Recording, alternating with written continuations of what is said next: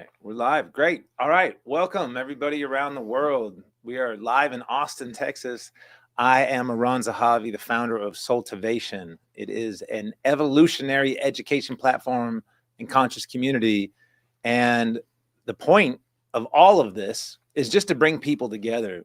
We're just going to get right into it. I have my brothers here, some epic men, and we are going to have a conversation about Christ consciousness.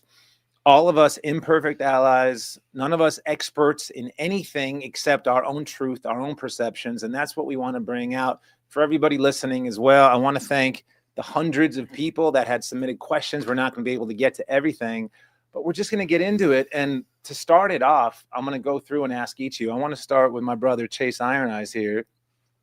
Why are you here? Why did you say yes? Why is this an important conversation for us to have right now?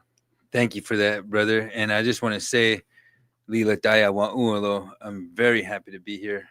I come in a strong way, in a good way. I wanted to join other brothers, other family members who are seekers, who are seeking a relationship with Christ consciousness, who are at various levels of engaging that relationship. I come from the Native American lineage, Lakota, Wichasha, Hema Chayelo, Chesapa, Makoche, Wakayelo, Emataha. I come from the sacred Black Hills. That's where my people come from. But I'm a student, I'm a lifelong learner. And I see that we need Christ consciousness. I see that it's activating today, right now, that we've been through a lot as a human family, and the depredations that humanity has suffered because of those other forces that seek to diminish our spiritual authority and our power. It's put us in a precarious situation, and I feel like we here who are here right now can change all of that. That's what's with us. That's what's on our shoulders. That's why I came. Yeah, beautiful, brother. Thank you. Aubrey, why'd you say yes to this? Well, first of all, I want to give some deep gratitude. Chase, look at this fucking epic vest you just gave me. This is so cool. I'm in the lightning bolt. I'm in full regalia here today, everybody, because I'm stoked. Yeah. And I'm stoked because Yeshua hit the mark. If to sin is to miss the mark, Yeshua was one who hit the mark, and he hit the mark by reaching a level of Christ consciousness in which he actually saw the truth. It was like he was blind and now he could see. There's so many references to this act of seeing in the Bible. It's like, behold, I make all things new. Holy shit, I can see. Mm-hmm. Like we're blind, stumbling along in the darkness, and then you can see. Mm-hmm. And the eye comes from the heart, and it comes from recognizing all of us. Aho, matakuye yasin. We are all related. Like we are all part of life. We are all part of the body of life. Mm-hmm. And when you see that for real, then everything changes. When your heart really opens and the eye of the heart opens, and then the eye of the crown and the heart, and the third eye, the strategy about what you need to do about it, all of that starts to work in harmony. And that's the place we're headed to. That's our destiny. And I was listening to a song on the way here, and it was Bob Marley's Redemption song. Have no fear for atomic energy, for none of them can stop the time. Yeah. And I was like, what does he mean? And I was like, oh, he means none of them can stop the time when we realize Christ consciousness. We realize we are all related. We realize we are all one flesh, unique facets of the same diamond. And it's coming. It's coming. And there are forces that are trying to keep us confused, trying to keep us blinded from this truth. But this truth is here. And I think, one of the other lessons, which I'm really happy that Sam is here, first of all, because we've been laughing our asses off on the way here. And I think a lot of times these conversations can get way too serious. And I think laughter is a way that you can enter the frequency, you know. And I've always said you can tell a spiritual master by the sound of their laughter. And I think all too often spiritual conversations get far too fucking serious. Like there's a laughter underneath it all, you know.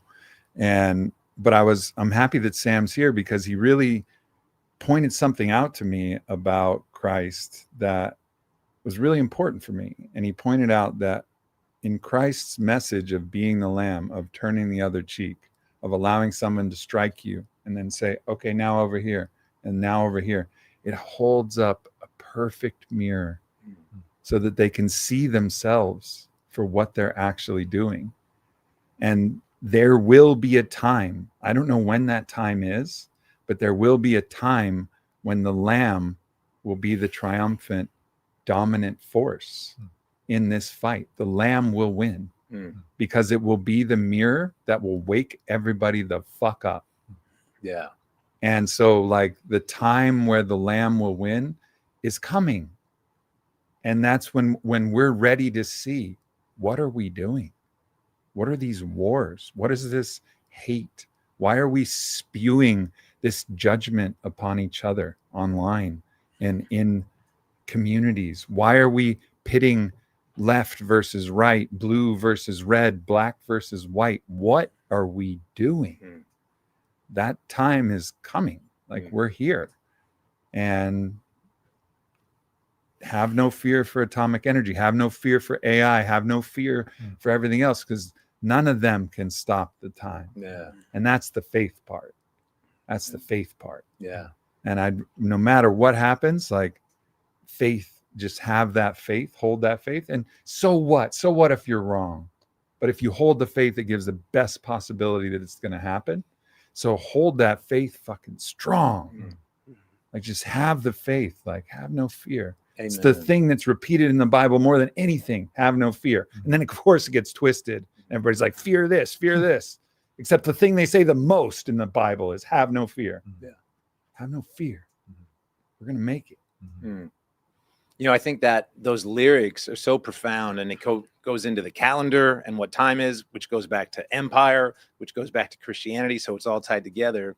And that line right before it, he says, emancipate yourself from mental slavery.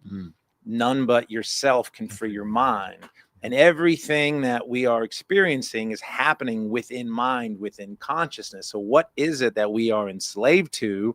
And what are we freeing ourselves from? And how did Yeshua, that's what something you brought up, the difference, this is such an important distinction, which we'll get into. There's Yeshua or Jesus, and there's the Christ.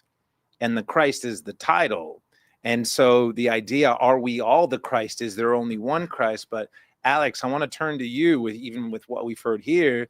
And I was so excited to have you on this, because we talk about this stuff all the time. And I was like, man, I wish that people could just listen to us talking about it, because I find it fascinating just hearing your take on it. So tell me, like, why did you say yes? Why is this important to you? I know it's such a big part of your life. Yeah, it's my favorite topic of all time. It's literally the topic that quite literally lights me up the most. You know, the more that I allow myself to be embodied with Christ consciousness as a useful, like a way to be utilized through the consciousness. And that's what I do my best on a daily basis, is like, how can I access the Christ consciousness every chance that I get? And not for myself, just so I can, you know, benefit from whatever comes, but so I could share with others and share that light with others and hopefully inspire others. So for me, it's literally the topic that lights me up the most. But it's not for yourself, because there's no better feeling than feeling that type of love, right? Totally. So it it's all like starts it with is. yourself. It's a paradox. It's like the most self-serving thing is the most selfless thing. The most self-serving thing you could do is to be the most selfless. Totally. Because it feels the best. The most selfish thing I could do is actually go and help somebody else also, because I know it comes back. It's the paradox of both at once.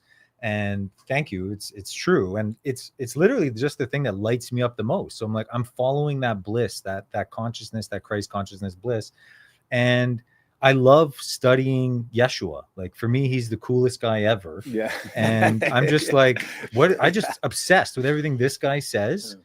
I feel it clearly in my vessel. It resonates with me. It lights me up. So I'm just constantly like, oh, what does Yeshua say about that? Yeah. And, being very discerning about when things go against what Yeshua says. It's like, let me look into this a little bit more. So I love having these conversations, and I just keep following the Christ, that consciousness itself. Yeah. And there is a historiosity that people debate about of what did he say, what didn't he say, what's true, what's not true. But that's even why I wanted to have a bunch of non-experts here.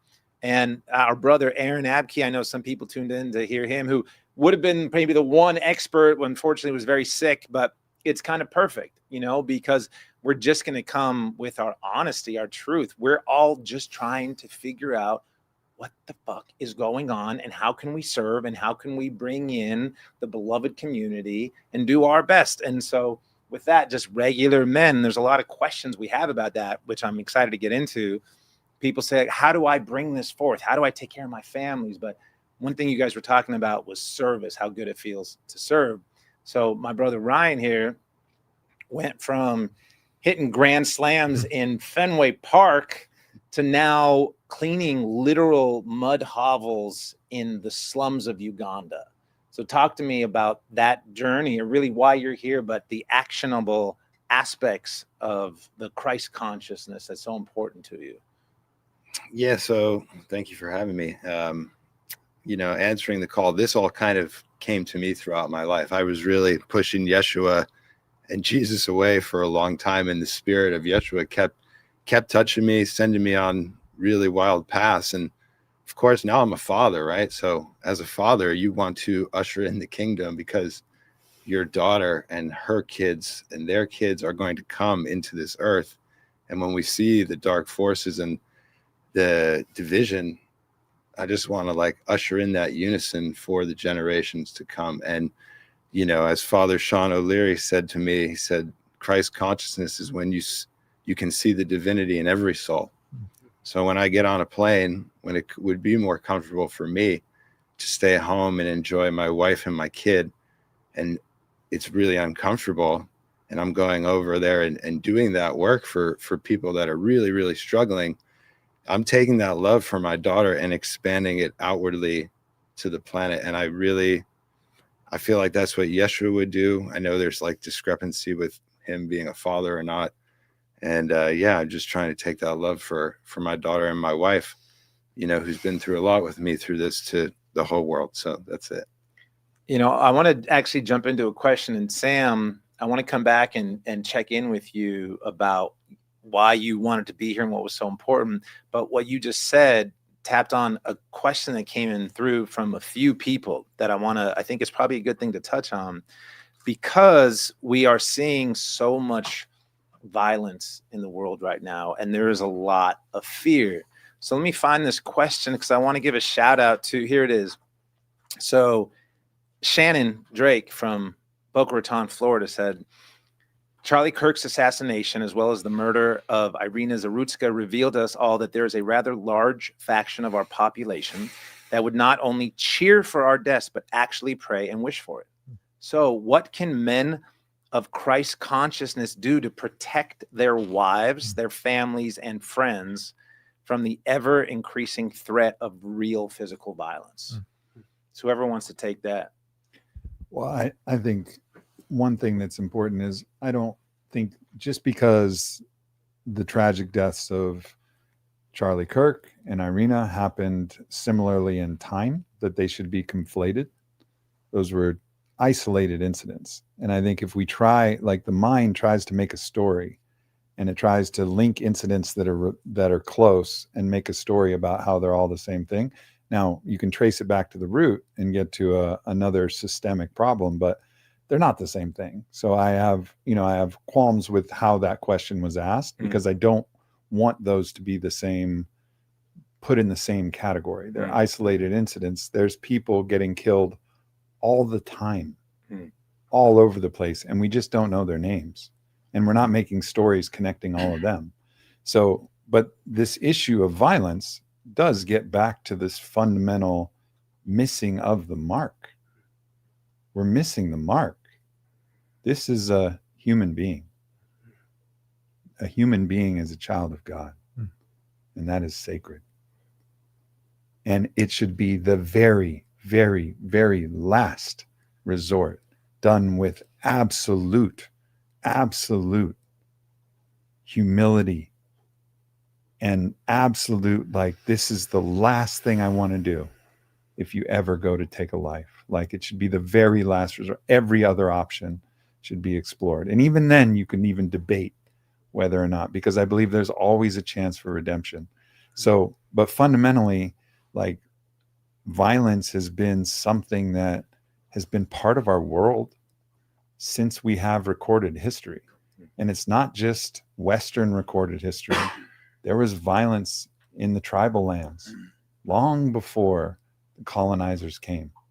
Like, violence is a part of every culture and every story. And it's all a part of this blindness that has been on this planet where we don't see the truth. You know, the fall from Eden, where we could actually, it was a fall into blindness where we lost the connectedness that we all have. And I think we're finding our way back home to actually seeing the truth. But in the process, you know, there's a reggae song from Max Romeo. It says, I'm going to put on an iron shirt and kick the devil out of earth. Right? Like, there's dark forces here. There's a blindness. There's Wetiko, the psychic blindness. There's something that's keeping us from seeing. And it's time to push that off of our planet so that we can open our eyes and see the truth and see everybody as a child of God. So there, and with that, there's an action of resistance, but there's also that path of what you resist persists, and finding that balance between pushing back or just continuing to create forward and sort of creating out of it. So Sam, I'm wondering what you're hearing in all this, what's coming through for you with your path of even coming, letting people know of a deep path of medicine work into a relatively newfound but very deep connection with the Eastern Orthodoxy. So a wide spectrum that you're bringing with. So what are you hearing in all of this? Well, first of all, just to respond to that question, you know, I think of the moment when the big mob comes to get Yeshua, and Simon Peter comes up with a sword, and I think he slices one of the guy's ears off, and Jesus says, hey, like, this is what has to happen, right? He refers to Peter a couple times. He says, get behind me, Satan, you know, referring to this part that wants to interfere with God's will, right? And there's the will of God and there's the will of the flesh. And sometimes these are in, you know, contrast to one another. And so when I think about that, you know, when we're looking to the mark, right, we're looking to Christ, it's this willing taking on, absolving of all of human sin, of violence, of institutional injustice, of denial, of all of these things, of lying and taking that on. And I think the biggest question that I try to ask myself is, what would I die for? Not how to not die. I mean, that's a good question too. You know, we should all think about that. But what would I die for? Because, you know, I think until we know that, we can't quite live. And so we're never safe, you know? So, and yeah, I don't know. I haven't thought about so much. This reminds me of, there was a conversation that Charlie Kirk had with Bobby Kennedy, and Charlie Kirk asked Bobby Kennedy, "Are you afraid to die?" And he said, "There are some things worse than dying." And that was a really poignant conversation now, you know, given the events that happened. And, you know, Bobby's take that he, you know, in his public speech was that, you know, Charlie would have the satisfaction of knowing that he died with his boots on. He died standing for what he believed. He was willing, actually. Now, that doesn't mean that all of us have to agree with everything that he believed. Let's just get that on the table. That's not the point. But he believed something so much. And I genuinely believe that that came from a good place. I don't agree with all his premises. Came from a good place. And he was willing to die with his boots on, like standing for something. So it's like, what will you live for and what will you die for? And like those questions, that's like the perfect reframe of that question. And I think why this has moved so many people is that obviously he didn't expect to die, but there's a sense we can kind of tell that he was willing if need be, you know, and I know that's not to say that he wanted it, and it's not to, you know, make it feel all better for his wife and his children. It's not gonna, you know, be the thing that makes it all better again. But nonetheless, like there are things that are worse than dying. And even with that, I think about this question where she's coming from a place of a lot of people are afraid. And I think that is that mental slavery that we're just fed so much fear. And so we're trying to avoid something as opposed to go to something.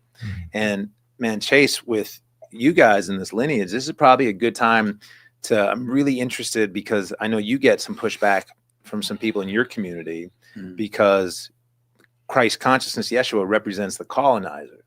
Right. And then here you are bringing that and invoking that. And that lineage of that dynamic is just riddled in fear and violence.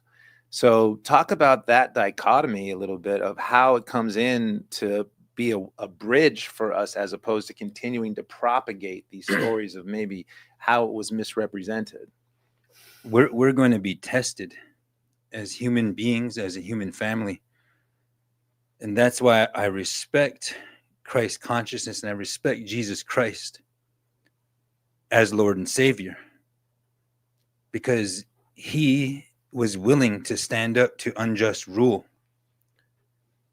And what we are facing today, corporate violence, fascistic inclinations, the murdering of people, the assassinations, in our way of life, the Sundance way of life, whenever we end around, we offer the pipe, the sacred chanupa. It's Christ consciousness, and there's white buffalo calf pipe woman consciousness. When you offer that, you offer it 4 times. And there's a question implied here. Great tests of human beings. Will you lie to the people? No. They take the pipe back. Will you hurt the people? No. They take the pipe back. When the people hurt you, will you hurt them back? No. It's the hardest thing to do. Can't do it. And then the last, you receive the blessing of the pipe of the Christ. And the question is, will you do my will? Yes. I will do your will. So what I see is these forces are trying to goad us into these baser levels of fear, confusion, hate, woe nahincha, and being nervous about each other as brothers and sisters. So the calling is more important than ever that we come together and we choose Christ consciousness. When the people hurt me, am I going to hurt them back? No. That's the higher calling, and it's the hardest thing to do. When we're all attacked, will you hurt them back? It's the hardest thing to do. But that's my thoughts on what's going on. And as a human family, as Americans, we have to recognize this, and we have to provide guidance and leadership and strength in our own authority, because people are watching. People want to know. If you imagine yourself as a Christian male European, for the first time, you're feeling targeted. You're feeling like, hey, This is not supposed to be happening to my demographic. What happened to my country? What's going on? But there's room here for all of us. Mhm. And so we have to seek out that path now more than ever. I'll say that much. Thank you, brother. Amazing. Mm-hmm. Yeah, when I hear that, I just keep hearing Martin Luther King's voice in my head over and over with everything you guys are talking about. And he's got this one incredible discourse about loving your enemies. And he says a bunch of nuggets in there, but the one that jumps out says, at the moment that you have the opportunity to strike your enemy is the exact moment that you must not do it. Uh-huh. And as he invokes in other conversations, it says either we learn to live together as brothers or perish together as fools. Mm. So there is that connective piece here. And then when it comes into the Christ consciousness, as much as I know all of us find that as a unifying factor, there might not be anything also more divisive as well than the idea of the Christ and how many people oppose it and the stories around it. So I want to even pull back a little bit to what might seem an obvious question. This comes from David in Montana. What is Christ consciousness? What does it mean? Alex, what do you think? What is Christ consciousness? Yeah, well, if you look at the word Christ consciousness, it's anointed. The meaning of the word from Greek comes to anointed, and it means to be submerged in oil, to be covered in oil. And that Christ oil, for me, is the Christos oil that is in all of our bodies, that gets risen up through the 33 vertebrae of the spine, through the kundalini, the male and the female energy gets risen up. And, Yeshua would talk about this, like, go and meditate and let thy eye be single and become anointed, become one with the Christ. And so for me, it's the Christ consciousness is allowing oneself to be anointed with the cerebral spinal fluid oil that's in us, that he was teaching, that's very, metaphysical and metaphorical in the Bible, throughout the Bible. And and once one's experienced that, you see, like Aubrey said, you see what's actually happening. And that experience, for that to happen, turning matter, the cerebral spinal fluid enters the brain, activates all parts of the brain. So now you're operating with a full brain. Most people, they say they're operating at 10% of the brain, might even be less these days, but imagine operating with a full 100%. You're going to see in God mode, and God mode, Christ consciousness mode, is unity consciousness. You see that it's all one. The last thing that you would ever do when you see that we're all one is want to hurt somebody else, because you're realizing you're hurting yourself. It's the giant mirror that Aubrey's saying. So once you see the cosmic mirror that it is with the Christ consciousness, it for me, it just becomes so clear. And it's like, I've experienced it, a lot of it thanks to help from plant medicine. And then a few times where I'm just meditating, doing my thing, and the way things are lining up astrologically, the third eye is popping, and the DMT is coming out, and the Christos oil is coming out. So I have my own experience with Christ consciousness that maybe a lot of people don't have, but it's all there in the Bible. It's literally a manual how to do this, and it's filled with metaphorical and metaphysical teachings on how to do this. And I believe, my experience and my research is Yeshua had this dialed in, probably working with his beloved Mary Magdalene, and she's given him the codes as well. She was this high priestess that knew all this stuff, and they're doing it together. And he's like, yeah, I'm going out on mission, and I'm going to show people how to be this, how to be the light. Yeshua says, you are the light of the world.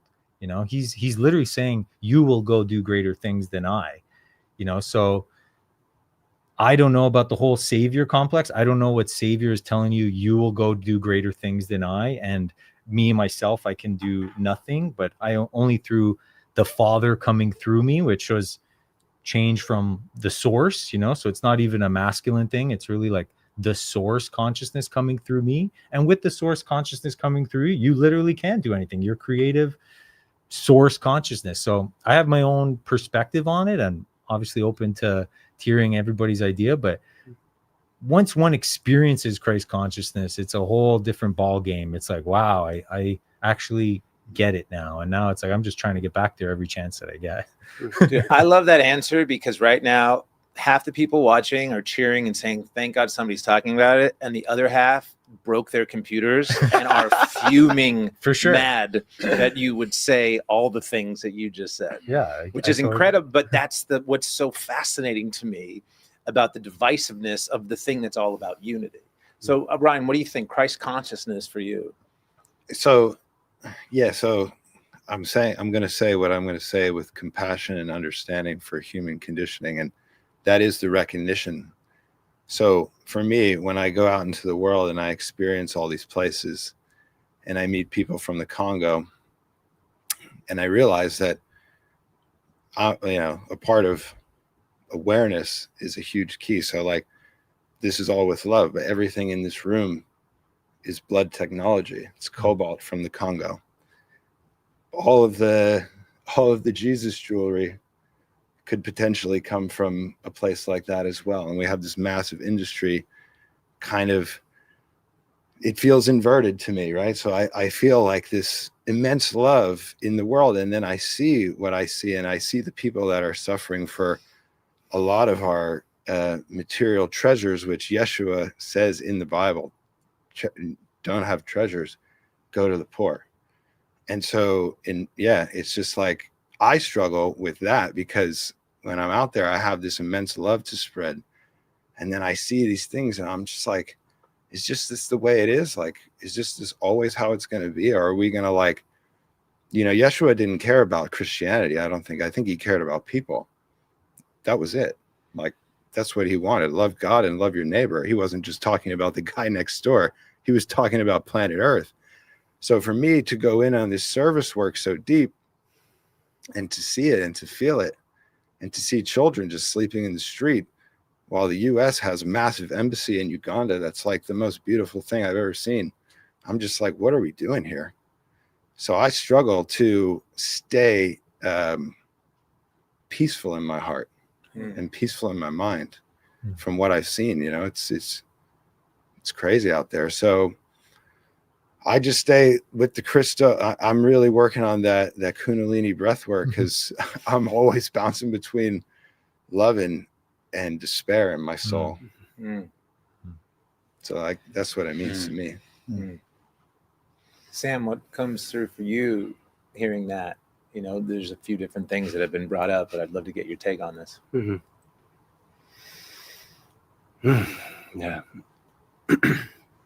I mean, I see Christ as the incarnate God, the embodied version of the very highest.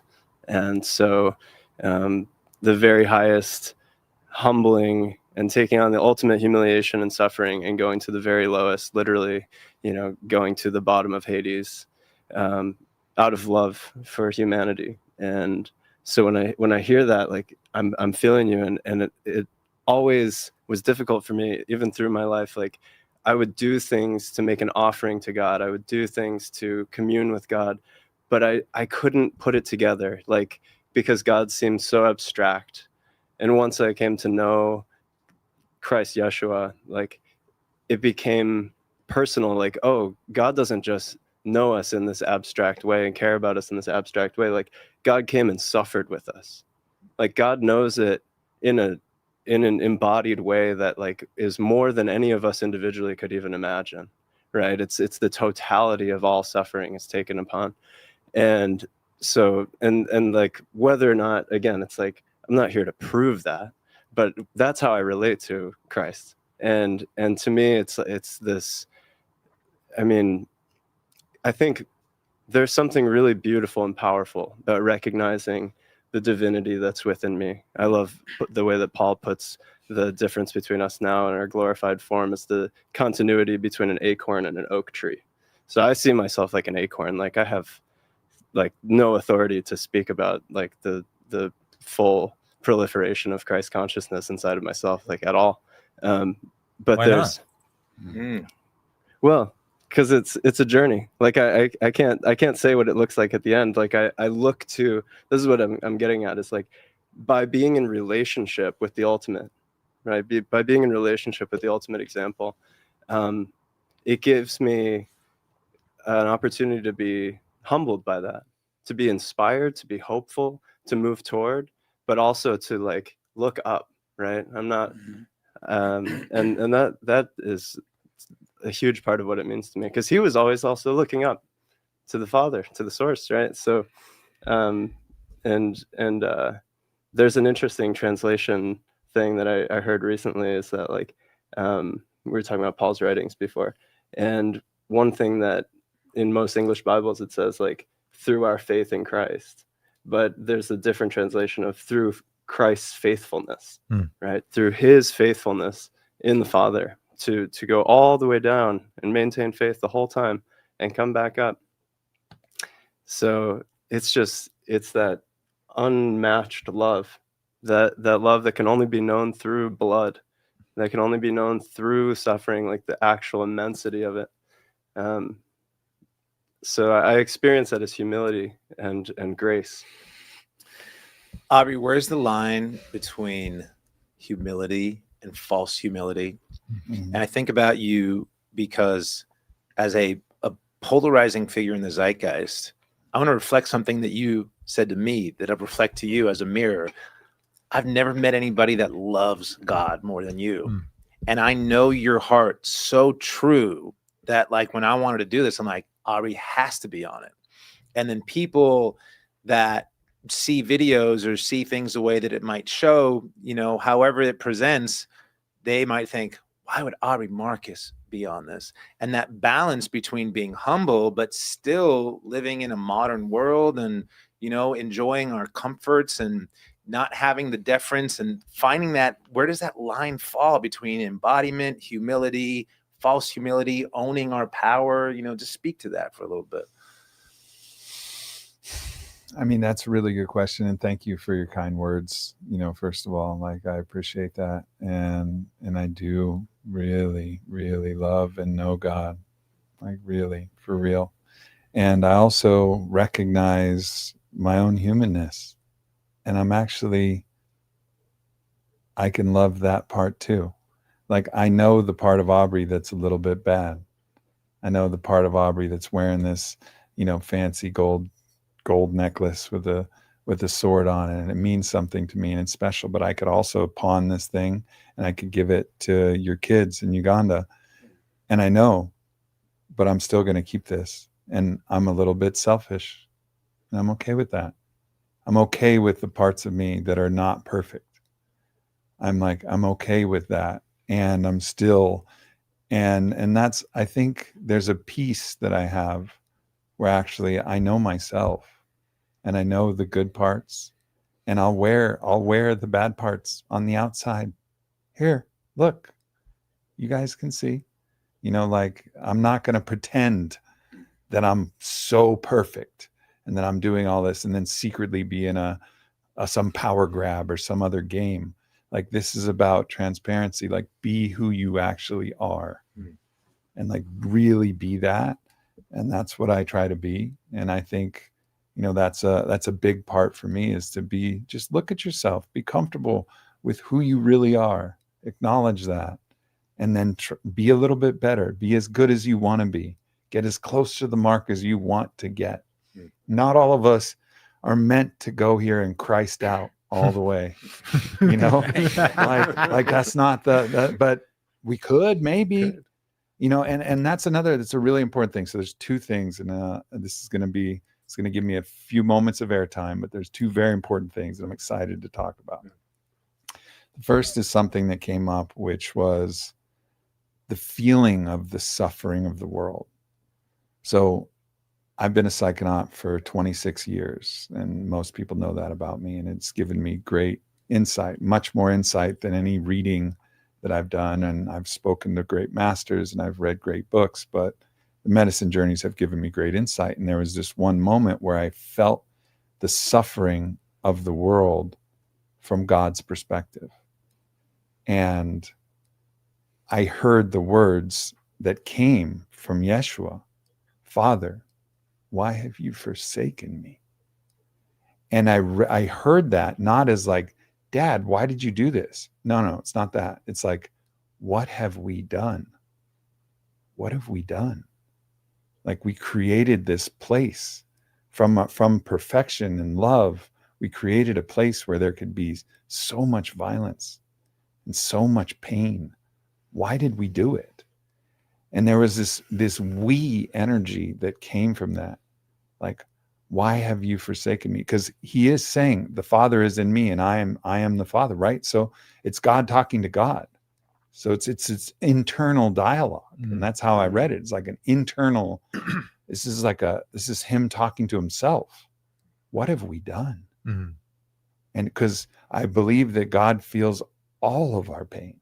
Didn't just feel Yeshua's pain, feels all of our pain, feels Sam's and Ryan's and Alex's and Chase's and Iran's and Aubrey's, and all of our joy and all of our love. And collectively, our joy and our pain is the mood of God. It's the, like, we're contributing to God's, like, this is the immanence of the transcendence. God is the transcendence. We're the immanence. And we're feeling through that and evolving through that and growing and reaching towards, actually sharing that. And talking about, I think one of the things that is different, I mean, I love Yeshua so much. He hit the mark. He did it. He Christed it out. I also think the Buddha did it. Mm-hmm. I think the Buddha hit the mark. Mm-hmm. I also think Yeshi Tsogyo hit the mark. And I think potentially, and this is something where probably me and Sam may disagree on this, and me and a lot of Christians may disagree, maybe not. But I think everybody has a unique way that we could hit the mark. And I'm going to tell the story of Yeshi Tsogyo.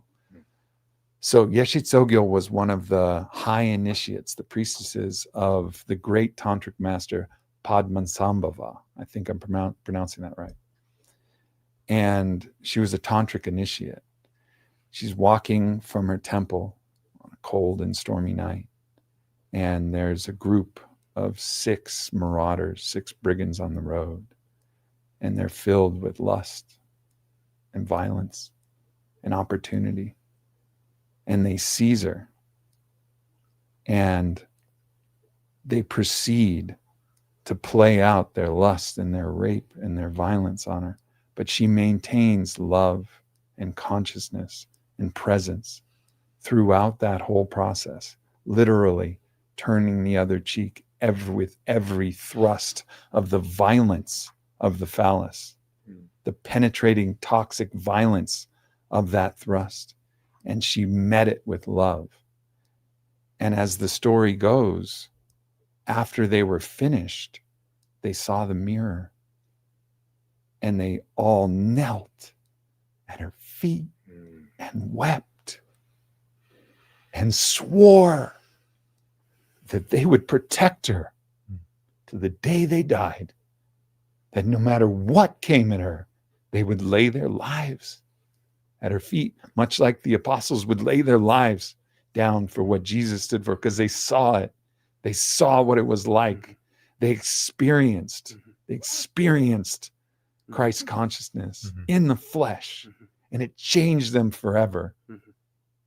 And there was no pain, no storm, no suffering that could come. They wouldn't say, I'll do it. I'll do it for this. And that move, right? Like, you could imagine, what are the different moves? Okay, well, maybe she's like one of those super CIA spy chicks, and she had super good martial arts and she slayed them all. Okay, boring story. We know that story. You're more good at violence. Great. Congratulations. This story is what changes everything. And that's why I said at the beginning, the lamb will prevail. It is the most alpha move. It changes, it transfigures people at their core. It doesn't destroy them, it transfigures them at their core. And in those moments, like those masters who've reached that state, like, it will change everything. And I think, I don't know who and how many and where it will come from, but I just know that, like, those moments will come, and that's what will be victorious in this world. Amazing. Wow. I've never heard that story. My body's still buzzing. Yeah, it's Yeshi Tsogyo. It's Tsogyal. Wow. What I think with that, I go back to my boy MLK with the civil rights movement and the idea of this nonviolence. And there's an image that I always think about, which you guys might have seen, a very famous image of these young black teenagers sitting in a cafe, and they're surrounded by these white teenagers screaming at them and like dumping milkshakes on them and stuff. And somebody might look at that and see them as being weak for taking that. And I see that as just like the embodiment of strength, to be able to hold that resonance of mission and truth, to be able to take the violence coming in. And as he says as well, it's not a matter of violence or nonviolence, it's a matter of nonviolence or non-existence. And even as I speak that here, man, I go back to you, Chase, and the stories that we're told, and how many treaties were signed for the sake of not having violence. And there's definitely going to be people that are going to hear this and hear these stories and think, as it comes into Christ consciousness, but when do we say no? When do we stop? When do we actually flip the tables? But at what point does the lamb ever become the lion, or does it need to just always hold that embodiment to only be the mirror at potentially its own demise? We all have a choice. We all have a choice. To stand in the power of our peace doesn't mean that we have to be meek. It means that God has authorized us to stand strong for just causes and for righteous paths. And if there are other forces that are diminishing that potential, we're within our right. There are just ways for defense of family, children, the earth. And what I see a great test for us, and Christ consciousness is going to provide salvation for those who seek it, because there are adaptations that I don't feel were made during the Enlightenment period in the 17th century, when other truths came into being. Instead of evolving, people just kind of stuck to a dogmatic approach to life. No one gets to the Father but through me. Is that proper? Original sin. I chose to incarnate here, just like Chief Orville Looking Horse says. It's no accident that you chose to incarnate in this time. There is meaning and purpose, but it is for us to seek that. That's Christ consciousness. Jesus Christ sacrificed. He suffered. He was persecuted. He was judged for it. He offered the blood, the sacred blood, the flesh and blood that is not ours only. Blood and water predates the formation of the sun. Water is Eon's blood. So for human beings, for us in our traditions, in the native traditions, most all of them have a ceremony where we have to perform Christ-like offerings of our own flesh and blood to redeem ourselves, to deliver ourselves from ignorant conditions and materiality concepts and things that draw us from our true power. We give ourselves for that. So we can learn a lot from each other. We can learn a lot within this vessel that you've brought us here tonight, bro, to challenge each other and to talk to each other and to feel the spiritual, the aura, the heart of Christ consciousness lives with us right here, right now. And I'll say that much. It's an honor to be here with you. Chase, I have a question for you that I've been wanting to ask someone in the Lakota tradition. I've, by the grace of your people, had the opportunity to vision quest 4 years, and I've been curious when you talk about Tunkashila Wakantanka. I think about the Holy Trinity of the Father, the Son, the Holy Spirit, or you could say it, the source and the spirit and the embodiment, or however. But I'm curious, it seems to me like in the Sundance and in the piercings and all of that there's this acting out of the sacrificial role of the Son, and I'm curious if it maps onto that. It does. This is why we want to die to our flesh and be rebirthed in spiritual consciousness, in Christ consciousness. Mm-hmm. This is why we go with no food and no water, Mm-hmm. is so that we can begin to take that journey with the resurrected tree of Mm-hmm. life. Your hat says Sacred Tree Keeper. Sam's hat. It's no accident. I looked at that hat and I thought, man, the tree of life. There is a resurrection.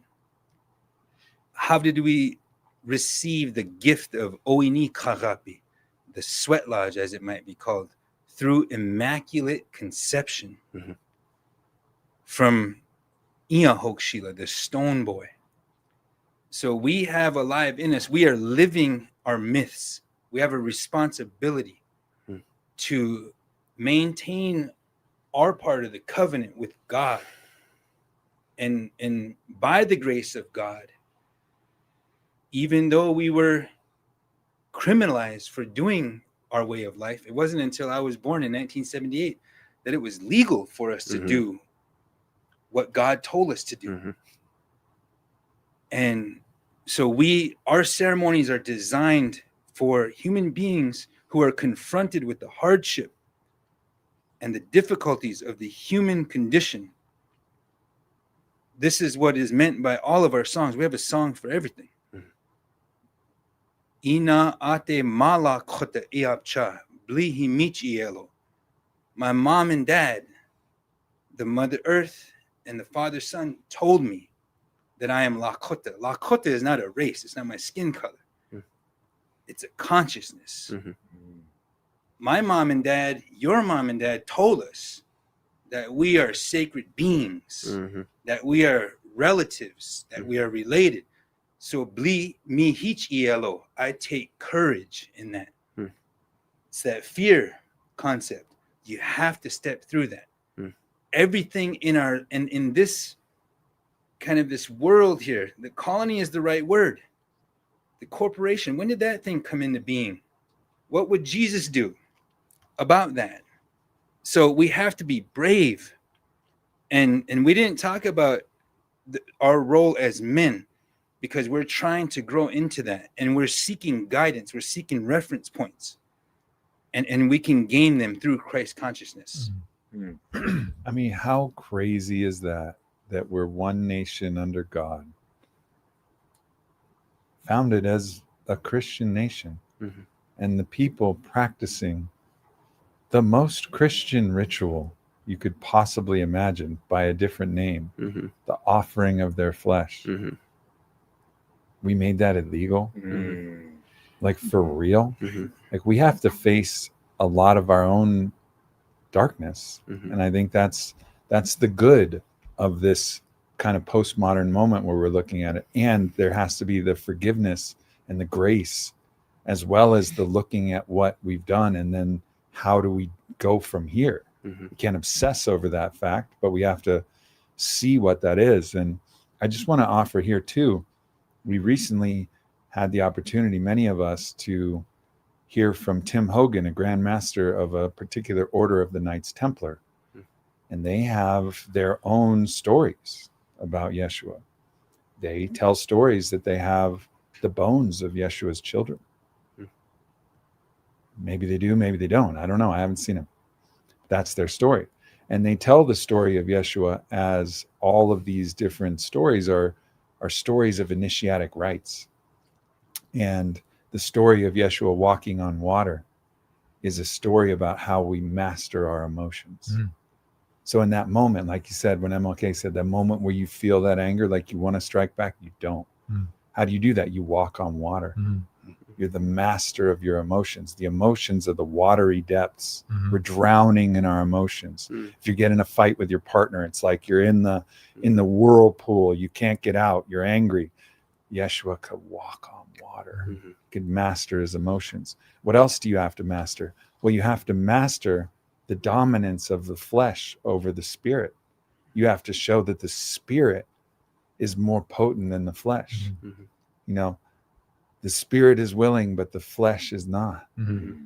You know, one of the famous passages when they fell asleep when they were supposed to, like, they Mhm. wanted to stay Mhm. awake, Mhm. but the flesh was weak. Mhm. And one of the things I admire so much about the Sundance is it's people who are proving that their spirit is stronger than the flesh. Mhm.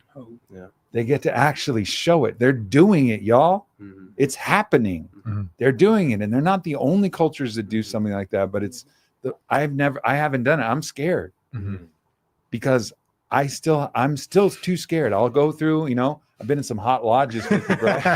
You know, I've sweat. The stones have been fiery, and you know, I'll do some crazy shit. But like, ooh, so I'm getting there, and but I know I feel it calling to me, like and it's like, oh man, I keep getting things like these vests, you know. And then you know, Chief Bearcross gave me a buffalo. You're pretty much there, dude. You got the I'm vest. like, oh no, I'm gonna have to do it. I'm gonna have to not eat and not drink, and I'm gonna pierce. But then there's also, I know the ecstasy that will come from mastering that, and how that will apply to every little situation in my life where I reach for some ameliorant, some comfort, something where the flesh is mastering me instead of being the master of my flesh. Mhm. And I know that ritual was waiting for me by invitation. Thank you. Mhm. Yeah. To help me through this. And they, in the Templar order, they view that as a symbol of something that we can do to master that, you know, as something that you shared with me as well, which is obvious and apparent in the Bible, but it wasn't so clear to me that Yeshua did that willingly, just like everybody does at the Sundance. Nobody drags someone out and says, you got to go Sundance. That's not how it works. Mhm. You got to say, no, I'm going to go to the tree. I'm going to pierce my flesh and I'm going to dance. Mhm. I'm going to go to the tree. And you do it willingly. Mhm. And that's like the key component. You can't get drugged to the altar, Mhm. but you can have the invitation. Mhm. And I think that's these things that the Templars are saying, whether they're true or not, they point to a path towards mastery. They point to a way. Mhm. And the way is mastery over our emotions, mastery over the comforts and dominance of the flesh, and to have a spirit that is stronger than all of that. I asked my brother, last thing I'll say, I asked my brother Parangi, you know, I was like, how do you do it, man? Because he's been a Sundancer now for many years. How do you do it? And he goes, well, it's impossible except for prayer. Mhm. Except for prayer. Mhm. It's impossible except for prayer. And so you learn the power of prayer and the power of the spirit. And then you learn how that is the supreme power, actually. That is the eternal power. And so I'm so honored by the closeness that we've developed. Yeah, man. You know, it's wild. so cool. Mm. And there's so much that we need to integrate as a world, that we need to learn from our First Nations relatives. And they're showing so much more to Christians than I think Christians are willing to look at. And I think that's a part of this new awakening, is to go like, yeah, all right, but would you do this? Because they're doing it. Would you? You know, like for real. And some will, some would, you know, but this is like, there's already a system that's set up. And Leonard Crodog was kind enough and was also, so much was taken from the native people. Yes. And he said, you know what? I'm still going to give more. I'm going to give more of our way because we all need it. And that was a courageous, heroic thing. Very that he did. Christ-like. It was. You've taken everything from us, and I'm going to give you everything that we have. You ask for my cloak, I'm going to give you my shirt. That's Christ-like.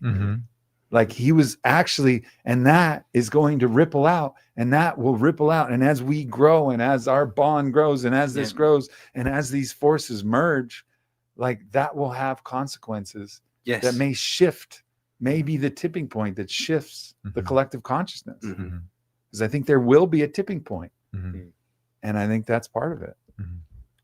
I feel family. I'm scared every single time I Sundance.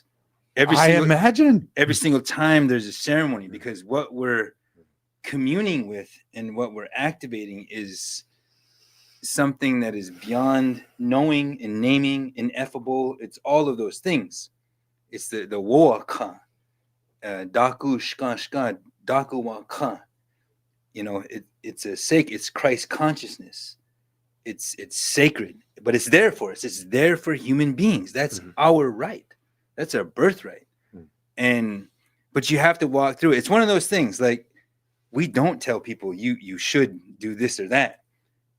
Even when my son told me he wanted to dance, he was 15. I was like, I don't know. It's one of those things where you don't wish it on your worst enemy. But once somebody goes through it, then they're a changed person. They're transfigured. They've died to their flesh and they're rebirthed in spirit. And there's a ritual scarification where you're not the same being. So greater purposes, that's Christ consciousness by another name. And we all need to return to that. It's wild. I'm a bridge builder like you. Shakaruna, bro. It gets me in trouble sometimes. But those who seek that path are going to be judged, are going to have to sacrifice, are going to be persecuted. That's part of the Christ walk, the Christ way of life. This is a great segue to, I think, a really important question. I don't know if it was asked, but I wouldn't be surprised if it was. But people have a lot of resistance to God being a judge. People have a lot of resistance to the idea of punishment or the necessity of sacrifice or this type of thing. I'm curious what you have to say about that. That's a tough one. We also believe that we will be judged, right? And it's a woman who judges us when we ascend through the portal. When our human existence expires and we take that journey. But we can't be afraid of that. You cannot be afraid of being judged, right? Not by human beings. And not even by the Most High, because the Most High wants you to be authorized to make mistakes, to reach naritron, enlightenment, and to seek to give yourself to that path. There's no avoiding it, though. I mean, I feel like I can feel, and we talked about this too. The essence of the Father is, I love you so much, and the essence of Yeshua is, I love you so much beyond any record of wrong. You're perfect as you are. You are the son for whom I am so proud. And you can do better too. Like, you got more in you. And I think we all know that. So this idea that there won't be judgment is false. Yes, we're doing it all the time. And so too on high, as above, so below. Like this process of knowing we could be better is within us always. And it needs to be married with the constant, ever-present love and grace. And so you can't separate judgment and love, just like you can't separate truth and love. You have to marry those things back together. Judgment and love have to become one. Yes, I love you just as you are, and you can do better. And it's a paradox. And the paradox is how we understand the way, is to understand that it's both, always, simultaneously, at the same time. You're loved maximum. And damn it, you could do better. I hear that about where we've been in this conversation. You talked about blood. We talked about blood. We talked about sacrifice, the vision quest, the flesh, the Sundance. And I had a thought very recently. There's different ways that we show the Christ consciousness. and it's the lamb, and it's sweet, and it's service, and it's light. But then there's this sacrificial piece. And I had this thought that if you go into a place that is showing this light and this lamb bleeding out on a cross, turn around and run. Like, do we ever get to choose to stop the sacrifice of the flesh and just be the emanation of the light that we desire? And that's, I actually want to turn to you. When I think about you, Alex, I'm not in any way insinuating that you have not experienced sacrifice and suffering in your life, or that you don't seek it out as part of your path. But I see you as like, I'm going to embody Yeshua by just being the happiest MFer that I can be, and put that out in the world. I'm going to love my life. I'm going to love the people around me. I'm going to emanate out as much goodness that it almost can, you know, the potentiality of that is that it can cover the need for sacrifice. Does there ever come a time when we don't have to do that anymore? Yeah. Thank you. I appreciate that. I don't believe in blood sacrifice. Says the man with tattoos all over his body, where he actually gives blood for the beautification and the art that he wants to express. Just saying. Just saying. I mean, I don't believe in killing for blood. Of course. Right. Of course. Yeah. But however, I think the point I'm making is that you do believe that you can give up discomfort. You can sacrifice discomfort For sure. for a higher value. That's the whole reason you get a fucking tattoo. It's why you have an eagle on your shin. That doesn't feel good. Yeah, it's a transcending of pain. A transcending of pain for a higher value. For sure. And that's a sacrifice. Yeah, sacrifice for me means to make sacred. It's to make sacred. And I'm honoring my temple in my own way. I see the body as the temple, right? And the only temple that wasn't created by man is this temple right here in our minds, in our head. And it's, for me, it's all a internal game. It's an internal self-actualization game for each and every one of us. We're all having our own each self-actualization journey. And for me, it's much like you said, Aubrey. It's really like, it's the both. It's integrating the masculine and the feminine. And that's what I believe Yeshua did perfectly. He had them both and he integrated them both. And I also see my own thing as like, the church in this generation has over feminized Yeshua. Yes, he did some amazing, he embodied the feminine energy, but the things that I really see him nailing were all masculine. He marched, he made sacrifices, he flipped tables, he called out the spiritual leaders, the rabbis, and it was all masculine stuff that really made his legacy. So I see that as well, and he was integrated. He was both. He was, like you said, he's doing both and he's finding the middle way.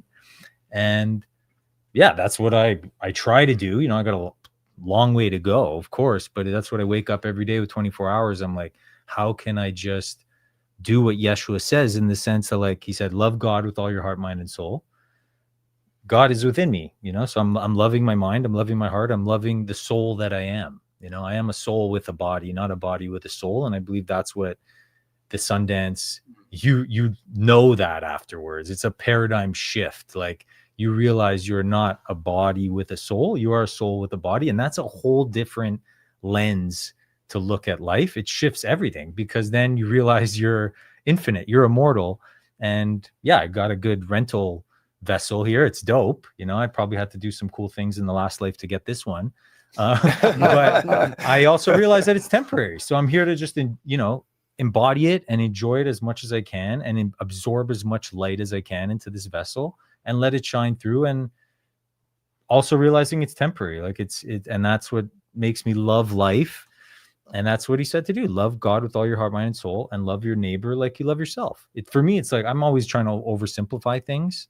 It's my pilot background of like looking at a really complex cockpit and just like, okay, how can I just keep this simple and not get caught up in all the gauges and the instruments and all this stuff? It's like, just fly the horizon, buddy. Just fly it.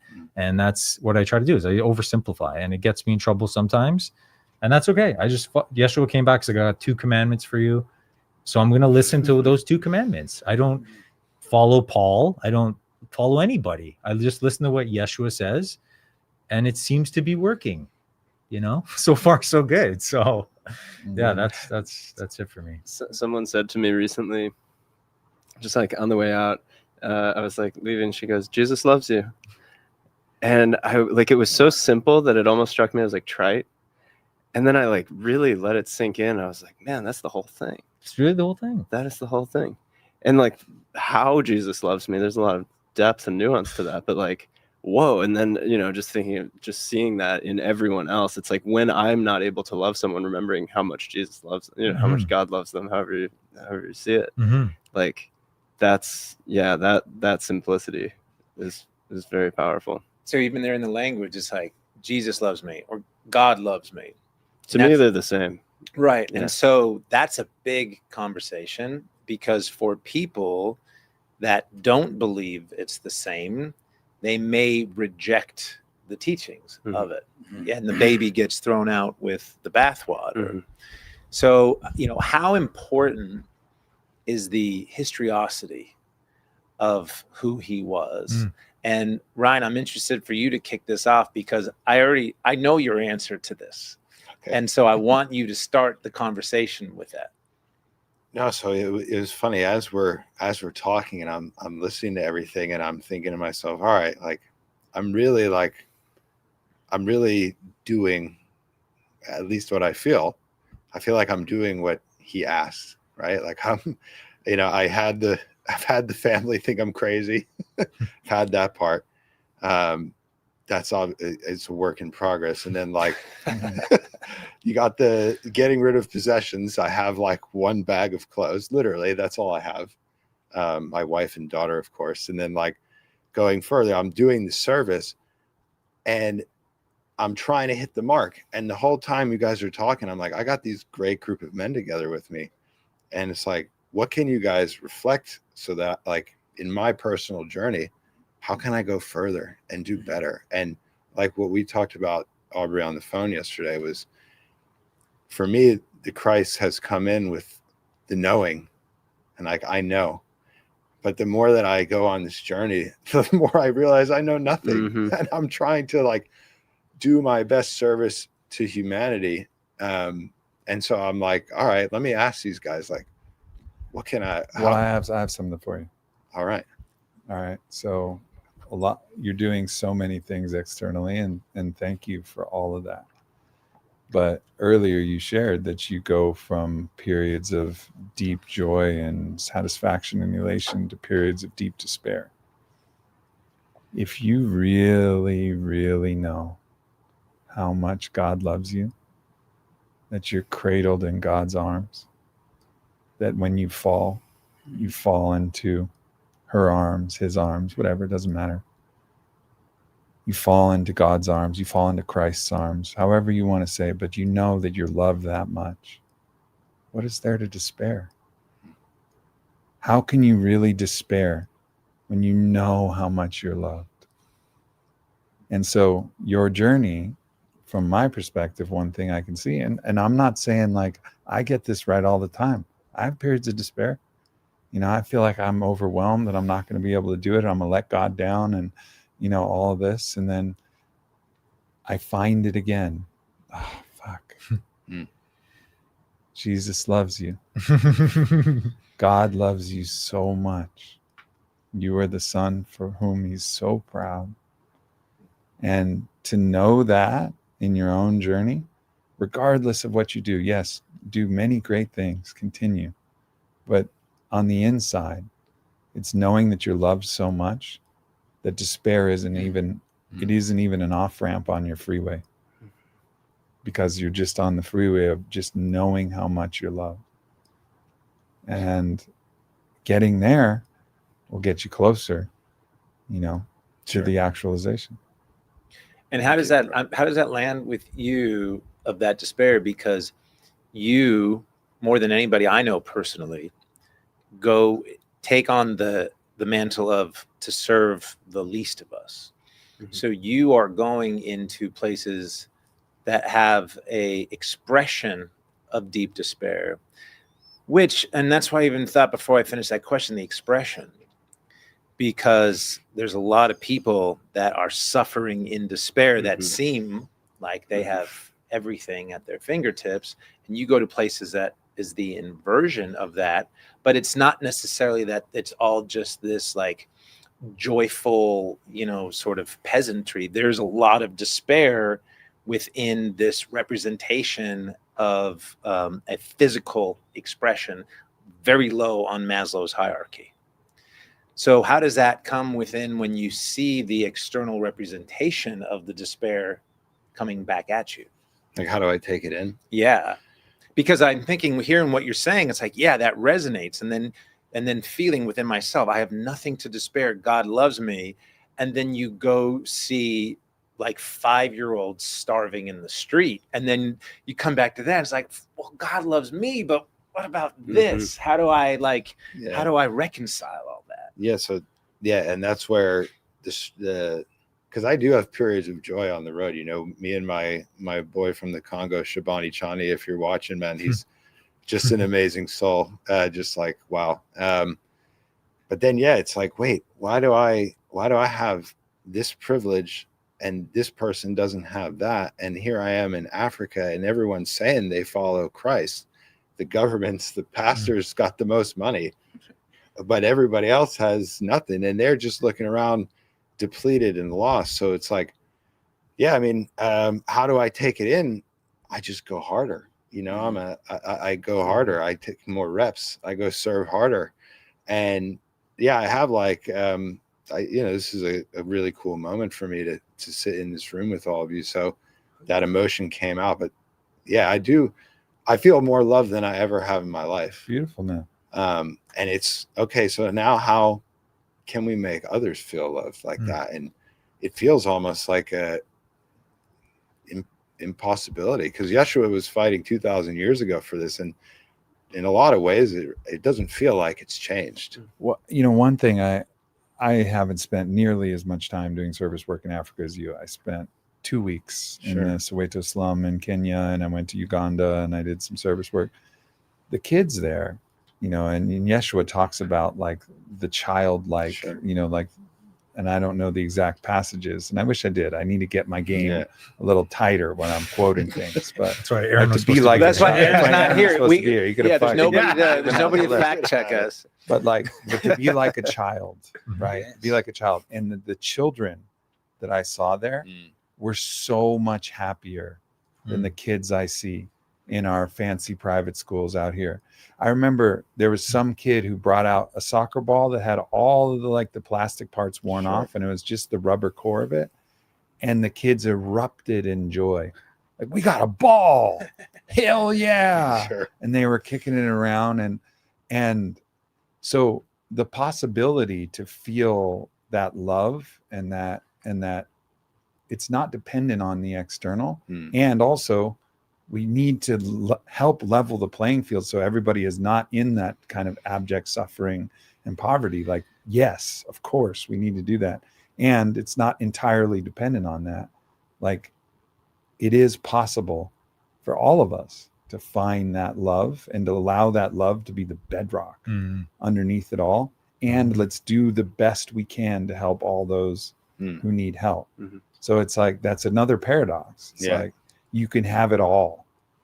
God's love is everything. You have it all already. Sure. You have it all. And let's help out with all the other stuff that we can. I do feel just and I'm curious, I do feel like the true nature, the spirit of Yeshua gets bypassed with the dying for the sins line, because it feels like, to me, it doesn't have to be everyone, but it has to be a shift of the inversion of those of us with the privilege to go to the suffering. And it's not like, when I brought up before the line about the Jesus jewelry, it's like, yeah, we don't have to sell our possessions and just do that. I feel like, and I don't know, but it feels like there has to be, we got to get, if there wants to be a revival, I keep hearing Christians talk about a revival. It's like, I think there needs to be a revival of his spirit, his radical action, his sacrifice to go to those sort of people and level the playing field. Because right now they got to split up left to right politics. And meanwhile, that top to bottom keeps going further. Mm-hmm. And it's like, if we could drown out the noise of the left and right and just work on this, maybe that stuff wouldn't matter anymore as much. Well, if we fix the consciousness, though, like we fix the consciousness, there's so much more abundance. Like, I think I read a report that said something like $220 billion could get clean water for the whole world. Right. Yeah. It wasn't even like a crazy number, especially when we made a couple trillion come out of thin air during the pandemic. Like, here's a couple trillion. We'll pass it around. You know, keep it amongst yourselves. Like a tenth of that. Gamble it on whatever you want, or you know, buy some Amazon stuff, like whatever. Here's a couple trillion. It's like, what? Clean water for the whole world was like, maybe it's more, maybe it's half a trillion, whatever.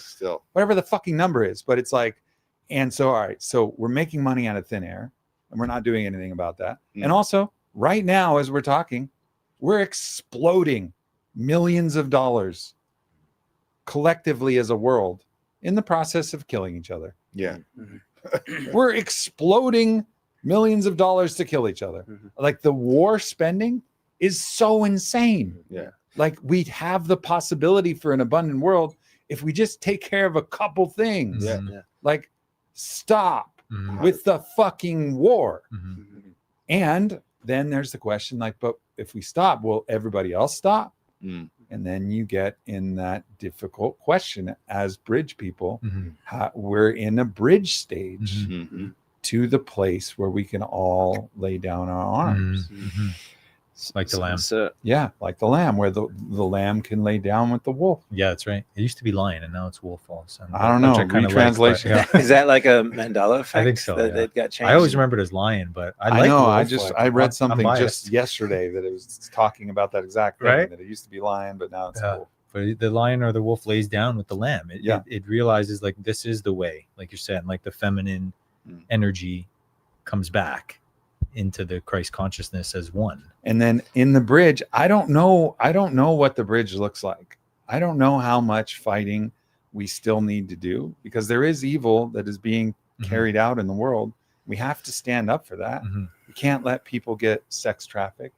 We can't let people get, slaughtered and murdered and violated. And like, so I don't know what the bridge is. I don't know what the bridge looks like, and I don't know where to draw the line. I just know the finish line, and the finish line is the lamb wins. Yeah.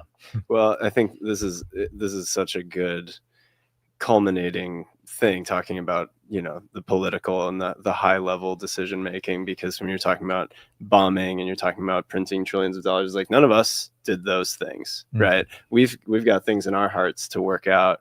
But when I hear you say it takes a change in consciousness, and I think it exactly bridges with what you're saying, which is that when we have the ability to give, when we give, that's what changes our consciousness, right? And like, I appreciate your example so much, because it's to me, like, when I think about the water rising and everyone's scrambling up the mountain, the path gets narrow and narrow. At the very top, it's like we could say that's a lot of different things. Everybody's got a different opinion on what the real thing is at the very top. But I know for sure that humility's there. I know for sure that humility's there, whatever spiritual path you take.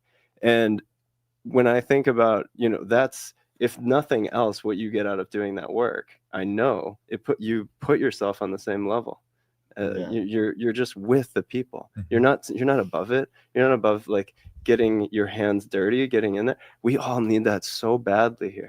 Like, we think that we're on another level. Like, we can't get into the dirt of it like that. And it's intense. And you've done it at a level I haven't. So. It's a psychedelic, in my opinion. When you're, it really, for me, like, leading up to a ceremony or mushrooms, I'm like, oh no, so I'm nervous. All right. And then you get into it, you take it. At least for me, sometimes I'm like, oh no, I shouldn't have done it.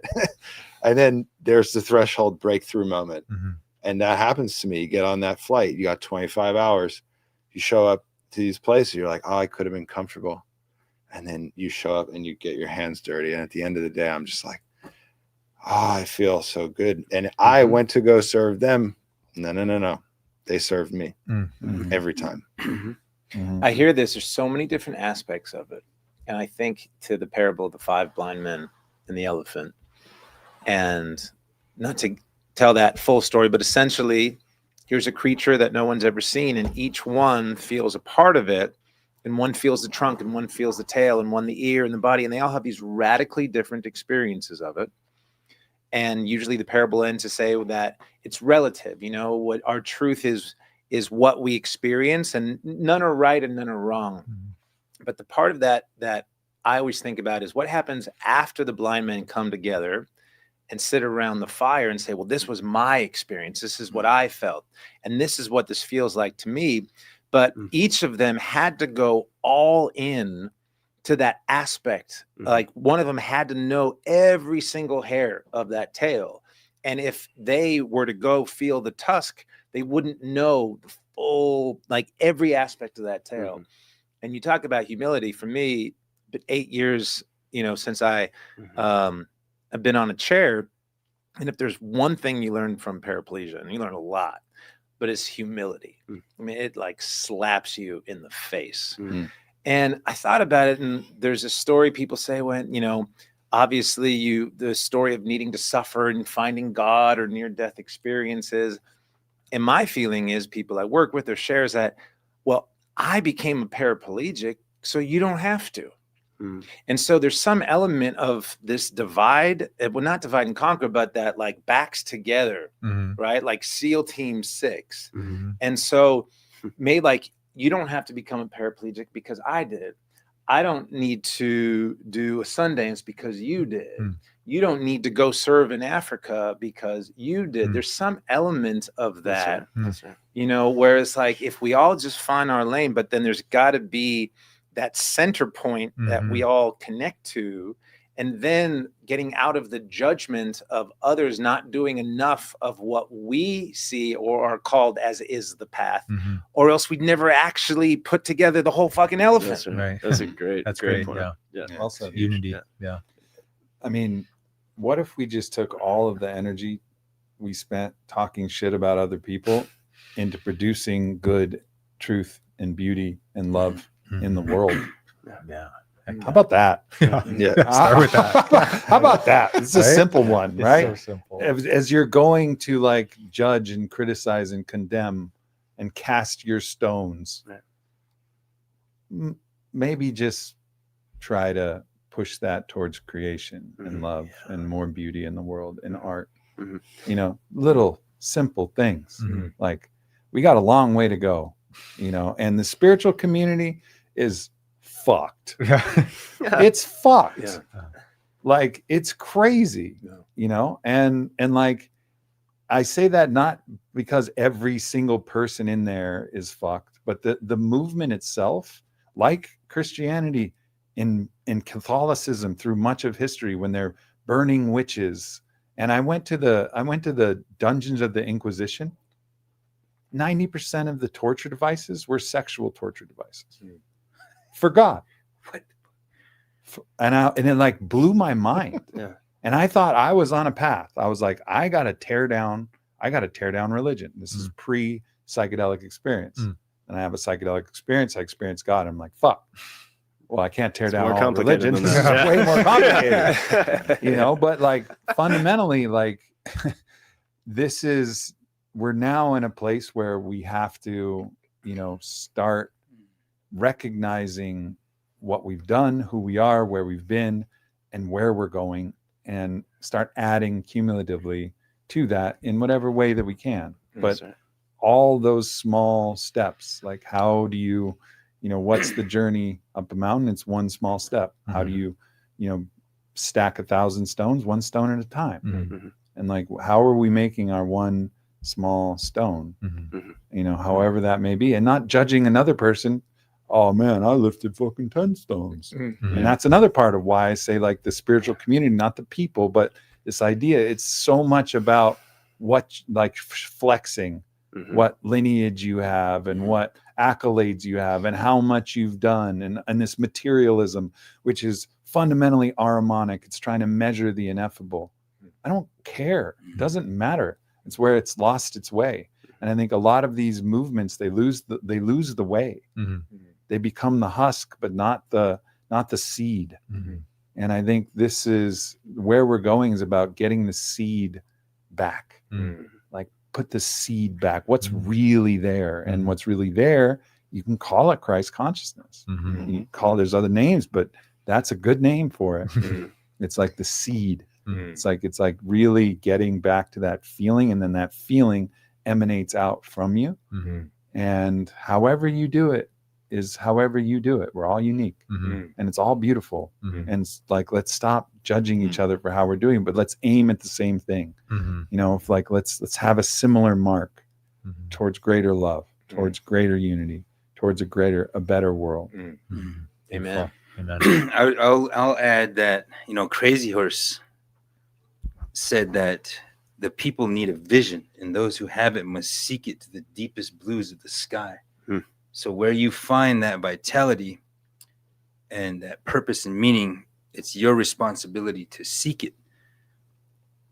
When we're speaking of Christ consciousness and we find ourselves in a time where the world has been secularized and the sacred way of life, the sacred metaphysics has been usurped. It's been co-opted from most human beings, and native knowledge systems, cosmologies, metaphysics, ontologies, epistemologies, a few other ologies and isms provide a path back to a respectful relationship, a unified, lived experience with the natural elements. So for us, those are relatives. The Father, the Son, the Holy Ghost. My Father, the Son. Mhm. The Wanagi Oyate. These are our relatives, and we can Tunkashila. You know, Albert Whitehead has an interpretation of Tum meaning birth, Ga meaning ancient, and Shi and La meaning terms of endearment. So the ancient birth giver. We have ways of creating this, making relatives with the universe and with each other. This is what the Hunka ceremony is about, or the naming. It's similar to a baptism. So the source for our liberation is there for us, but we should evolve. You know, Pope Francis issued Laudato Si, which spoke to these concepts, very basic concepts in indigenous knowledge systems, that rivers have souls. Trees, plants, all of the plant nation, the Wamakashka, we're part of that creation. We're not the apex of it. And we don't have a right to subdue it and to control it to our ends. So we should be asking ourselves critical questions and always be open to evolving. That's the true path. You want to say something? Yeah, I mean, well, I did, and then it might have slipped past me. Let's see. There was something you mentioned introducing me, something about Orthodox Christianity, which I've gone to an Orthodox church 3 times now, so I'm but I've been in the path of like, you know, sort of discerning which theology makes the most sense to me. And the thing that attracted me, and a friend shared this with me within the church, he said, we know where God is, but we don't know where God isn't. And I guess I wanted to point to this necessity that we have. Like you said, we're not at the apex, and this necessity that we have for hierarchy. Like, and I understand that people fear hierarchy because it's subject to corruption. And you're talking about, you witnessed these torture devices, and you know, that were used by the Catholic, you know, Crusaders or Inquisition or whatever the context. Like, it's like, yeah, and we have endless examples of corrupt hierarchies, and yet at the same time, if we try to be apart from hierarchy, we're just lost, we're in chaos. And so it's, what do we place at the top? That's what we're talking about here, right? That's Christ consciousness, right? It's what is the thing that orders our lives and orders us in community and orders us to the natural world, and we're all seeking that. I definitely agree, like, just we have to keep seeking that. But also I feel there's so much vitriol toward religion as a generality, and it's like, your lifestyle, that's religion. Like Christianity means a lot of different things to a lot of different people, but it's religion. All of us are religious. We don't have a choice.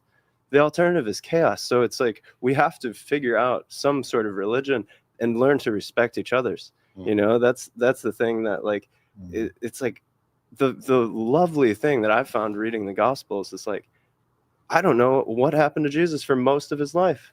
I don't even know really who this guy is. I know who, like, you know, I can take it from other people who also don't fully know, but that the mystery is what makes it alive, right? It's what allows me to live in it. And so, like, for me to participate in it through that means, or for you to participate through the Sundance, or you know, through all these ways, like I want to just shout out religion also, because it's like it's an important thing that we need. We need, like, it's food for our soul. Like we can't live without it. I think we correctly discarded religion because of its abuses. Right. Yeah. But we threw out the baby with the bathwater. That's right. That's right. Right. And actually we do need religion. And so the spiritual movement has had its place, but it's become a spiritualism, which is its own religion and has its own, you know, corruptions and problems, which is why I mentioned that before. Like self-worship. We have to get back to the source, and then find the religion or create the religion that we can really abide by, that and then also is a context for our diversity that can appreciate everybody else who's following their way, and not try to impose our way and say our way is the only way. Like, is the way pointing you towards the mark? Great. Keep going. Like, keep going. How can we help you? You know, like, how can we help you? Like, that'll be the day, is like when other, you know, like Christians are like helping with the composting after the lodge, and like offering like the compost toilets, I mean, like, hey, we're going to help your way, because your way is awesome. That happened at Standing Rock. When something came to mind, it could be your way or the Yahweh. So we got stickers available. Soultivation.redbubble.com. It's my way or the Yahweh.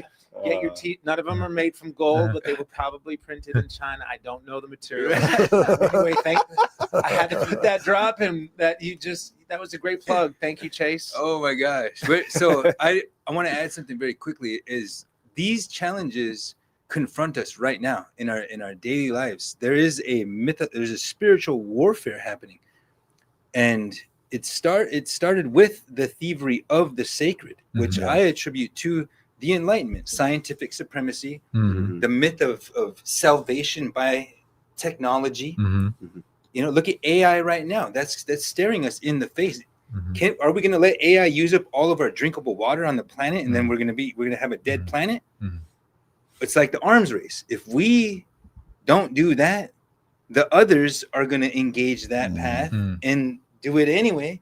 So we are confronted with epic proportions of responsibilities on our planet right now, right here in this room. Totally. And so that's we have to make Christ the prayer relevant to our lives today, right now, in whatever way, whatever discipline we might seek out. There's so much. Oh, go ahead, Alex. I was just gonna say we chatted a bit about this yesterday, Chase, at the gathering at the Capitol. You know, for me, and I feel like you resonate with this too, is Christ consciousness is nature. You know, we just keep getting more and more separate from nature with technology and with artificial intelligence coming in there. And we talked about this on one of the calls with Sean O'Leary, where he's like, you know, the species of consciousness, one will go towards the AI, and there's another species that will go of humans that will go more towards nature, the organic intelligence, you know, as opposed to the artificial intelligence. And I feel like as long as one can just keep communing with nature, where Christ consciousness is, it's a oneness. All the plant kingdom, the mycelium kingdom, the mineral kingdom, the animal kingdom, the lion laying down with the lamb, that is Christ consciousness for me. It's oneness, and not seeing it as this separate thing and this taking thing. And I feel like it's such a simple thing that one can just go and commune with nature and access that Christ consciousness freely. Yes. And so that's what's coming up with me. You know, one thing that I think is a trap that I think a lot of us can get stuck in, and something I've wrestled with deeply. Okay, you mentioned it's difficult to find where God is not, right? Like, well, God I didn't is say every- it's difficult to find. I just said I don't know where God is. I don't know I'm where, not going to I don't claim know where that God is, but God's I only here. also I don't know where God is not, Right, right? Like, yeah. so basically the claim is God is everywhere and in all things, right? Like, in some sense. so that's a common idea, Mhm. that there is the one. So it's the idea of oneness. It's the idea of true self. It's the idea of unity. There's oneness. Mhm. All is one. Mhm. Okay. Then there's evil, like actual intentional wanton cruelty and evil. Now, when you make God that too, if God is that too, then the meaning of God loses something. That's right. And so that's where I think there's a really strong place for the Christ to be the God that is all that is life and all that is good and all that is value and all that is truth and all that is beauty. Amen. And then another, I call it the force. So the force is the Tao. It's the yin and the yang. Mhm. And there's a need for both. And that God loves both, all of the things. It's in everything. The force source infuses everything. And then there's, for me, God, which is, or the Christ, which embodies all that is good. And it creates that first mark on the polarity of like, this is what we're aiming for. We're aiming towards that, not to the void, to all of the negativity where we don't, where God, if we call that God, then the God we're worshiping loses its meaning.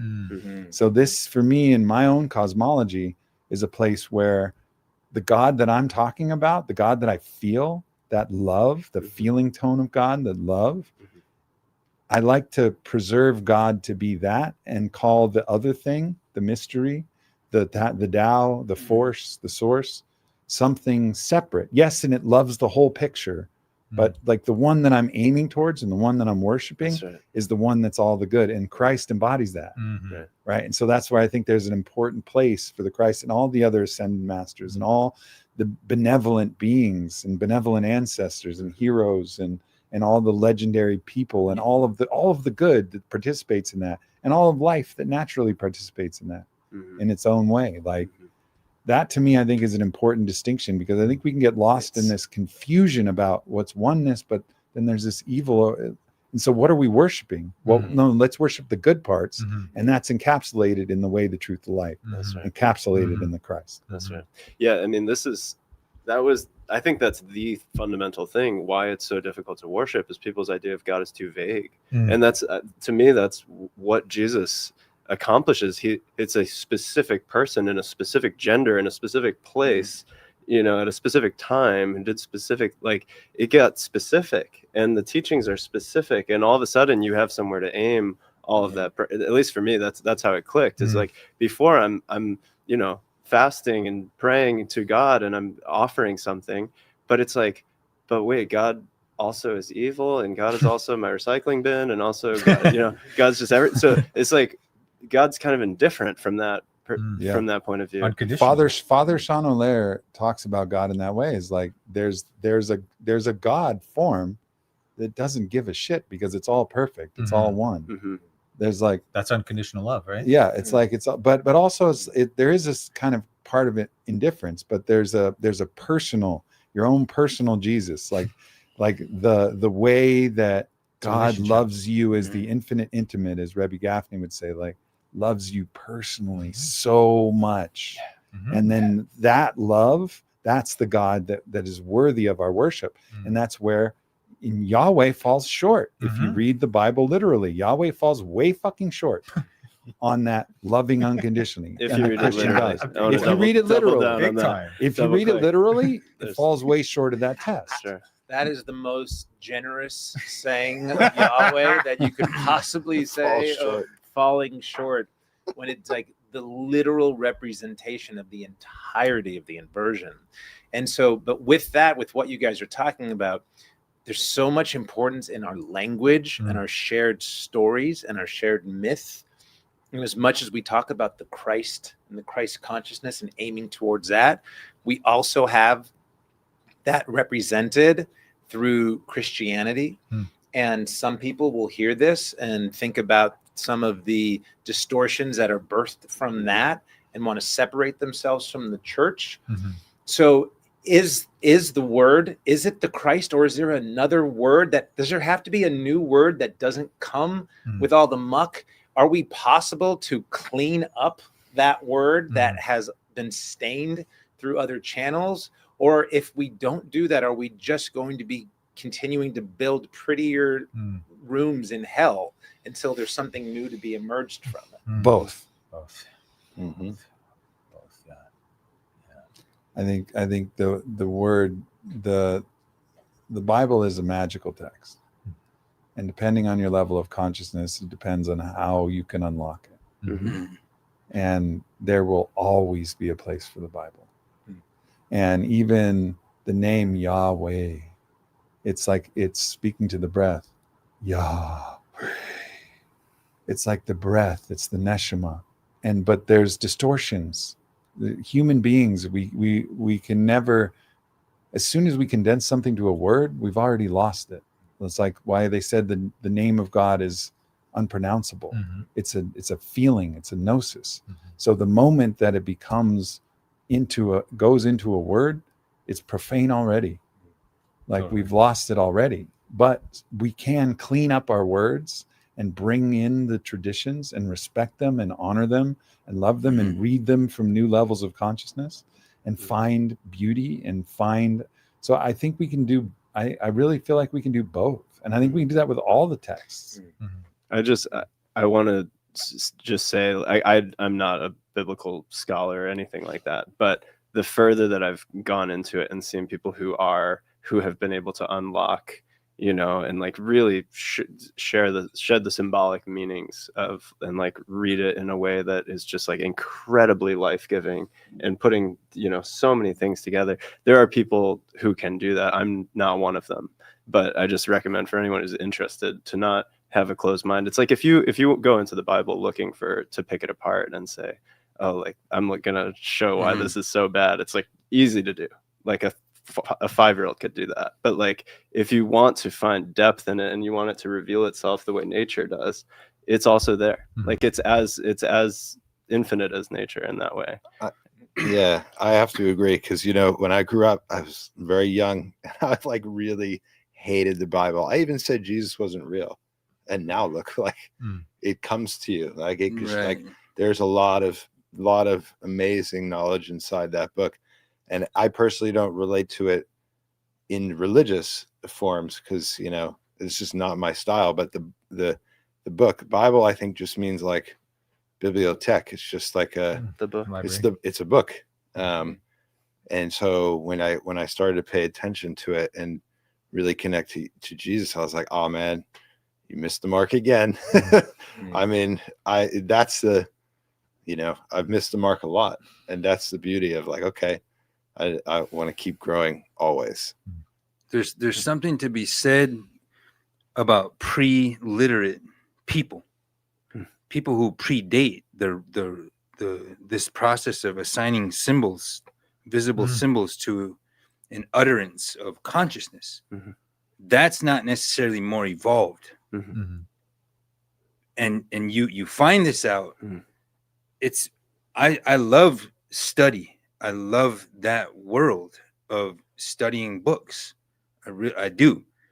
But hanging around other Lakota language speakers, I realized that the language, Lakota woya glaka wo unglaka po naha, chanchega oloa, that through the voice and the language that emanates from the source, and the powers in the earth, the birds teach us certain things, the coyote teaches us certain things, all of the Wamakashka. And then you add to that the drum, the technology of the drum. Before we begin tonight, I don't know what that horn was that you blew, brother. Shofar. That's an appointment. Happy Rosh Hashanah. That's an appointment of the moment that we're in. The voice, the drum, the eagle bone whistle, the song, they carry that power. They carry a vibrational frequency and a power Christ consciousness. They carry that energy. Mhm. And so we should be studying all we can, because the written word is here, even for my people.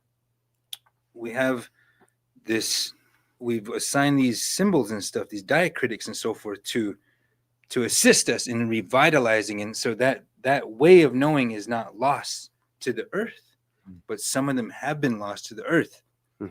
So we should study that, and we should put our bodies and our consciousness into action, so we can elevate our cause. You know, it's really the vibration of the word is the truth, and the words are distracting. So actually, like, you know, I went to church with you the other day, and thanks for bringing me. You know, I was interested to explore that and feel it. And the singing of the words, the songs were beautiful, but the words were distracting to me. And when I listen to the Lakota songs and the Lakota lullaby, I just hear the vibration, and there's no words to distract me. And so most of the medicine music that I listen to when I'm in a journey, it doesn't have English words, because I find them distracting. Now, it doesn't mean you can't put together some great words. And I'm obviously, like, I'm a writer and I'm a poet. And so my job is to put words out there that get in the way the least, but they're still clumsy apparatus for expressing a deeper truth. And I think, like, this Christ consciousness is best expressed in the feeling tone. And that's the one thing that AI will never be able to do. AI will think better than any of us, but it thinks without feeling. It will never feel better than any of us. It will never transmit a feeling tone better than a human being. An AI lullaby will never be the same as a Lakota mama just swaddling her baby and singing a song, you know, and, like, with the heartbeat. And that's the thing that all of this technocracy and this, you know, new kind of techno-utopian vision about, they're missing the fucking point. Yeah, it's not just about intelligence. There's something much more important than intelligence. And hopefully we can wield this intelligence in a cool way. I mean, Grok told me a really dope story last night about Yeshi Sogo, because that's what I was asking. And it was cool. And that helped prepare me to give that transmission earlier, which gave chill bumps to you. So I was like, thank you, AI. You know, I'd heard that story before. Shout out to Jamie Wheel and his book, where I heard it first, Stealing Fire. But, like, so it's a tool, just like fire is a tool. We can burn something down with that, but we've harnessed that tool. Will we use it responsibly? And if we use it responsibly, we have to be this is demanding that we enter a new level of consciousness. With the tool, I think it's a good place, especially with the group we have, to talk about sacrament. And so there's a lot of conversation around that. There is some fascinating study that I've seen that looks into showing how in the Bible, whether it's in the Holy of Holies or the High Priest or Yeshua, was absolutely using sacraments of a psychedelic or a higher nature. And for some people, or higher, or what's that all about? of the highest nature. And another one of those things that is so divisive that some will say it's an absolute and it's a, you know, it's a direct path, and some will say it is the absolute inversion and the Antichrist. So, you know, Alex, that's such a big part of your journey and even what you're bringing forth into the world. So talk about that and how that shows up for you in the Christos. Yeah, thank you for that. Well, first of all, even the word psychedelic, I find it can trigger people. Some people get triggered by that. A lot of people I see or come across think psychedelic, the word means hallucinogenic, but it doesn't. Psychedelic, the word actually means soul revealing. You're revealing your soul. That's what psychedelic is. So it's like, goes back to what we were saying before. It's like, once one understands that they're a soul with a body, not a body that has a soul, it's a paradigm shift. And there's a lot of evidence, you know, going back to ancient Greece with Dionysus, where Jesus actually got the ritual of drinking the wine, comes from Dionysus. And Dionysus was the god of wine. And when he would prepare the wine, it was known that he would mix it with different herbs and psychedelic medicines. And they even have, they've even went back to the ancient temples and got the vessels that he was using for these rituals, and they did tests on them, and they found that there was traces of fungi in there, ergot specifically, which is the natural compound that LSD comes from. So, and that's where Yeshua got those rituals from. It wasn't something that he created. He learned these in the Essene schools, and this kind of stuff is what, my research shows. And there's lots of podcasts. People go on Joe Rogan and talk about this. That's where I learned a lot about it. The Immortality Code is a great book for anybody who wants to know this stuff. It's a wonderful book. And there's lots of books that indicate that Yeshua was practicing these psychedelic rituals, which just means soul revealing. And they're accessing the soul, and they're communicating with their ancestors and this kind of stuff. So it's fascinating. And the more I look into it, the more evidence comes up that they were probably using these tools from nature that contain the Christ consciousness completely. Like they're millions of years old. And it's not surprising to me. Like, and then you look back at, even if you go to the church part of it, there's tons of artwork depicting Yeshua with these mushrooms, with the cups, with the sacrament, with the herbs and stuff like that. So it seems to me like they even knew about that, and they hid that in there. And I believe that's how they accessed the Christ consciousness, the Christos oil, through themselves, but also communing with nature and these psychedelics, which are soul revealing tools. I hear that in the psychedelic piece of it, and even the meaning of it, and then again the potential fracture that could lead some down the path of psychosis, sure, as well. And so navigating through that. But I also hear, in terms of it being related to nature, that it seems very logical that it would be part of it. And so I kind of want to, there's like the two paths that I'm really interested to go down here in terms of the connectivity with nature, that it's the most natural thing to utilize what is of the earth and have it be a way to commune with God. And I'm also interested, well, probably while you're working on your mic, let's have that conversation, because there's another one to come back to you. Yeah, sure. So let's bring it into the conversation of nature and how that fits in with the Christos, and what is of nature is just going to reflect back into God. And the sacraments, some are going to be of a psychedelic nature that might have hallucinatory things. Some might be a little bit more ritualistic. And I think each person here, especially, Aubrey, with your journeys, has something to contribute into that conversation. Well, I think, look, I think you can, to me, it's really simple. You shall know a tree by its fruits. And what is this doing for your life? You shall know a tree by its fruits. So, like, what is this thing? Is this thing a good thing or a bad thing? Well, there's examples of all different types of things leading to good or bad. You can have a spontaneous, Kundalini Christ awakening, and it can also lead to psychosis. So can psychedelics, and sometimes they're infused together. Like, there's lots of ways that we can get hijacked, or we can go blind and not see. And it is, and that's why I don't recommend anybody do psychedelics. I say this is a way, but it has to be your personal choice, because it's a choice that comes with risk. It comes with risk. What I can recommend is breath. Like, I can fully recommend breath and dance and song and time in nature and just loving as much as you can. Like, there's certain things you can recommend, but psychedelics, it's such a powerful tool. And for me, it's been the greatest blessing in my life.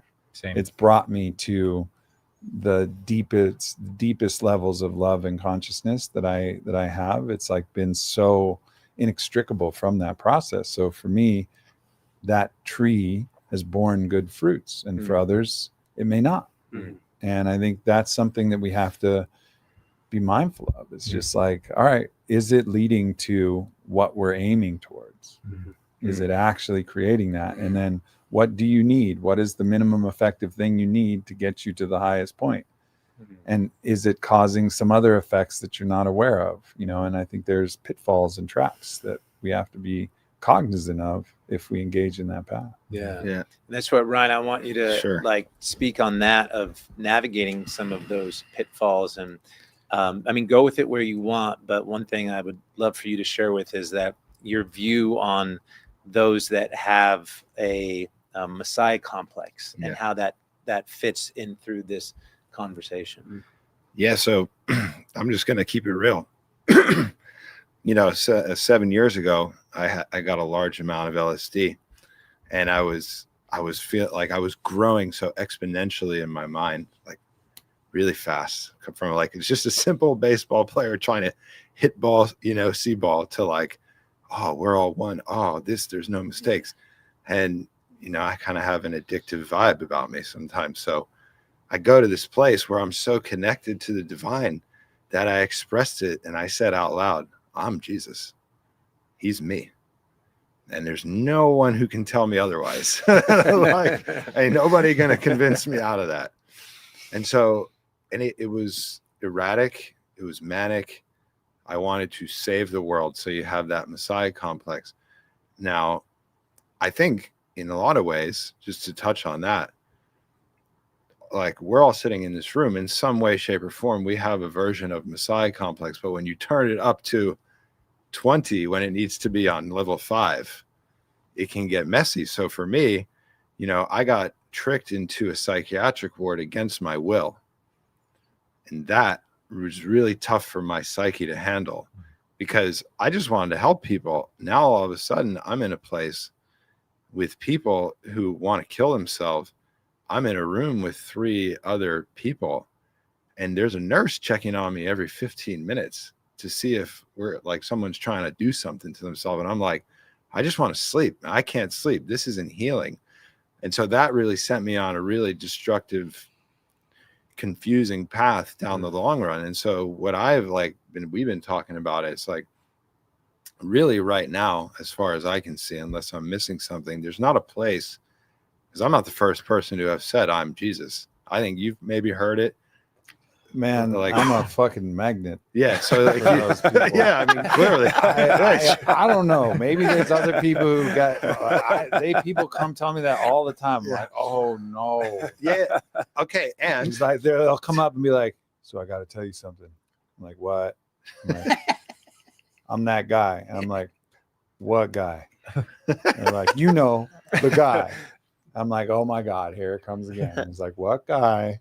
It's like, the guy, Jesus. I'm like, oh God. So this is where like I see it's like psychiatric community all the way to spiritual community. Right now, I'm not aware of a place where someone's like, oh, we got another one. We can help that person. We can bring them somewhere that's outside of, you know, because me, I was just automatically bipolar. The guy like, and I was like, no, there's something else. And like, yeah, maybe there's something there, but like, where is the healing center for those people that have that and say that out loud? And you're like, well, you know, you can come here and we can help you actualize that and ground it down into.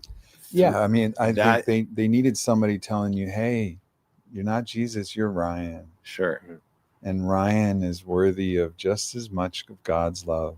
And I think this is the challenge. And I understand that, yes, we need the mark. We need something to aim for. But when we have our judgmental mental frameworks in, and there's somebody that's so much better than everybody else, and then there's an impulse, well, I want to be that because I'm this sinner and I'm not worthy and I'm not loved, because we're missing the point that we're all loved that much. And so we reach for this thing to try and make ourselves good, to try and redeem ourselves by being that, without knowing that we're already redeemed. Mm-hmm. Like we're already, like we're loved, and that we can be ourselves. Like you can just be Ryan. And sure. Ryan just, you know, just like Jesus was the son for whom God was so proud, so is Ryan. Yeah. And that's where I hear with that of like separating Jesus and the Christ.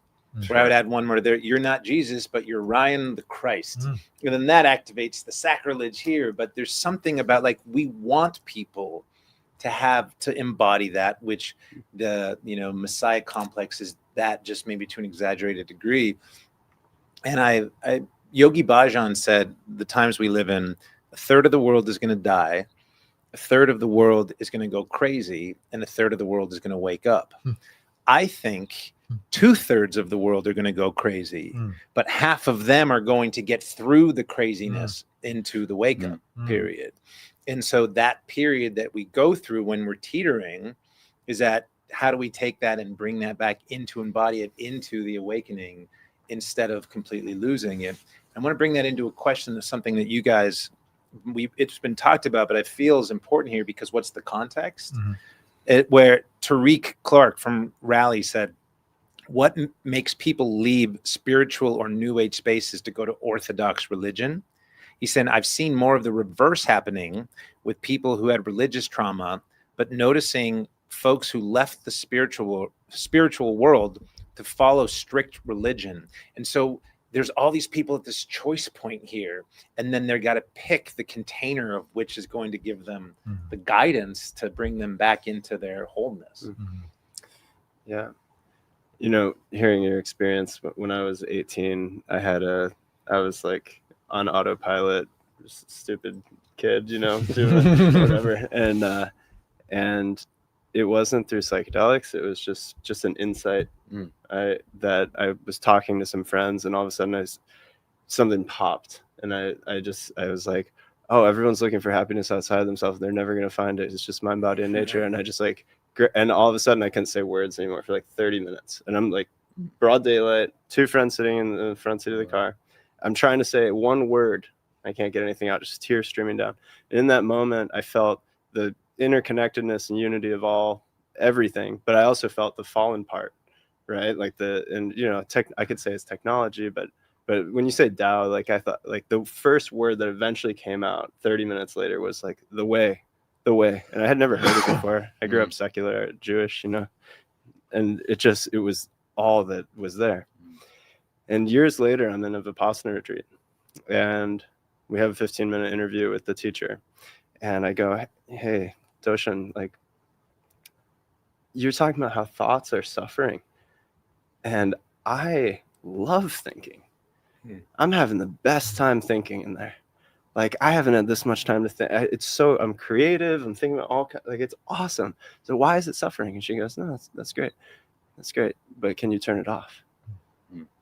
And I was like, huh. I started thinking about this need for about discipline of the mind, discipline of the soul. And I said, I tell Doshin about this experience I had. I said, when I was 18, I don't know what you would call this, if it's enlightenment or something. It sounds like Satori experience in Buddhism, it's like the glimpse, right? So they say you enter the stream. And she said, you had a holy experience, but it doesn't make you a holy person. You still need to do the work to unravel the hindrances. And so to me, I know that in my bones, because I still lose my temper. I, have so many examples in my life of, just doing things that I should not have done, hurting people in the process, right? And that's after having the experience. So I'm not Sam the Christ. I'm just Sam. And I'm looking up because I know where I need to go, right? And yeah, I've had the holy experience. I've seen what's possible, right? I've seen what's encoded in the acorn. But to actually walk that path out requires structure, and it requires lineage, and it requires, like, that's for me. And that's been true when I was, vision questing, or it's been true, trying to find a church. Like, I think we have this call, even if we're like looking to our ancestry or whatever it is, we're looking for lineage. We're looking for something that has roots, that's stable, that we can, sort of be a part of. We don't want to be isolated. And I think this often, I hear so much like the church in a negative way. And it's like, yeah, for sure, I get it. Like, I actually don't get it. It's way beyond what I get. It's an enormous amount of pain that has been inflicted. Like, it's way beyond my wildest imagination.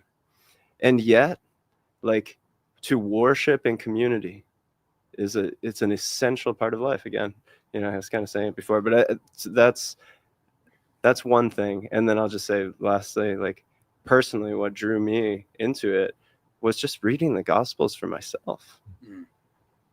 You know, like I had experiences of the energy of Christ, and like I thought, oh, I kind of know. And then when I actually read the Gospels and just took it in, like not even as the Word of God, just as history, you know, what do people say about this guy? This is kind of the only way I'm going to find out who this guy is. And all of a sudden, you know, yeah, maybe we have different opinions about that, but that was where I started. Yeah, that was where yeah. I started. That was where I started. So Alex and I, we kind of glanced at each other. There's a particular book, one called The Way of Mastery, which is some channelings of Yeshua. When I read that book, I feel it. I am sitting at the feet of my teacher. And the first time that I connect, I was feeling into Christ consciousness before I had my injury, and I was fully galactivating and lots of plant medicines and all this stuff, and in that spiritualism. And then after my injury, I'm in the hospital, and I'm on my back 33 straight days, and I'm watching my body dissolve. And I'm now starting to really think about the story of the Christ, of the resurrection. And that was one of the things I always put away. I'm like, oh, I could be down with like, yeah, some of the magic, and like he's a good person, but like died 3 days, I don't buy that. But then I wanted, like, what does that actually mean to resurrect, to be in that feeling? And that was the first time that I actually connected with Yeshua.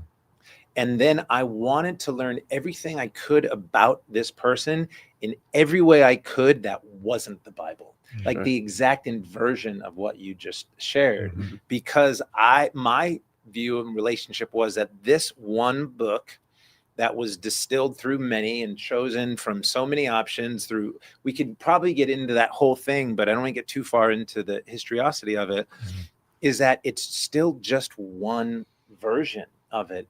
And so many people have said, if you don't know the Bible, you don't know Christ. And I'm like, bullshit. Like, come lay in a hospital bed with your body dissolving for a month and tell me that I don't know Christ. That's right. So there's something here that's probably what came up. It doesn't mean that we can't find it in the Bible, but there's almost this limiting thing that like Christianity has usurped the Christ. And I don't know what to do with that, because it's also a path to the Christ within ourselves. Yeah. It's supposed to be. I want to add about the sacrament that, you know, we smoke chashasha, red willow. That's a sacrament. It's not psychoactive, but we leave room for the plant medicines and the plant teachers. And not everything is, there's a balance. To say things are good or bad, it's not really accurate. But look at our brothers and sisters in the Native American church with peyote. When we talk about Christ consciousness, if you ever sit, they call it sitting up in a meeting, they mention Wanikie, the Savior, Jesus Christ, the Lord and Savior. Christ consciousness has permeated. I don't feel that it's limited to a certain demographic. It transcends that. Not only in that peyote way of life, and for some maybe it's different. Look at my family is a ghost dance family. We were killed for ghost dancing in 1890 at Wounded Knee, Iron Eyes, Spotted Elk. My great grandfather, his wife, 2 children, for ghost dancing, a way of peace, a way that we were engaging to bring about peace because our world was ending. So look at Black Elk. Black Elk is one of our greatest visionaries, a medicine man turned catechist, Episcopalian. He's nominated for sainthood right now. So is Tekakwitha.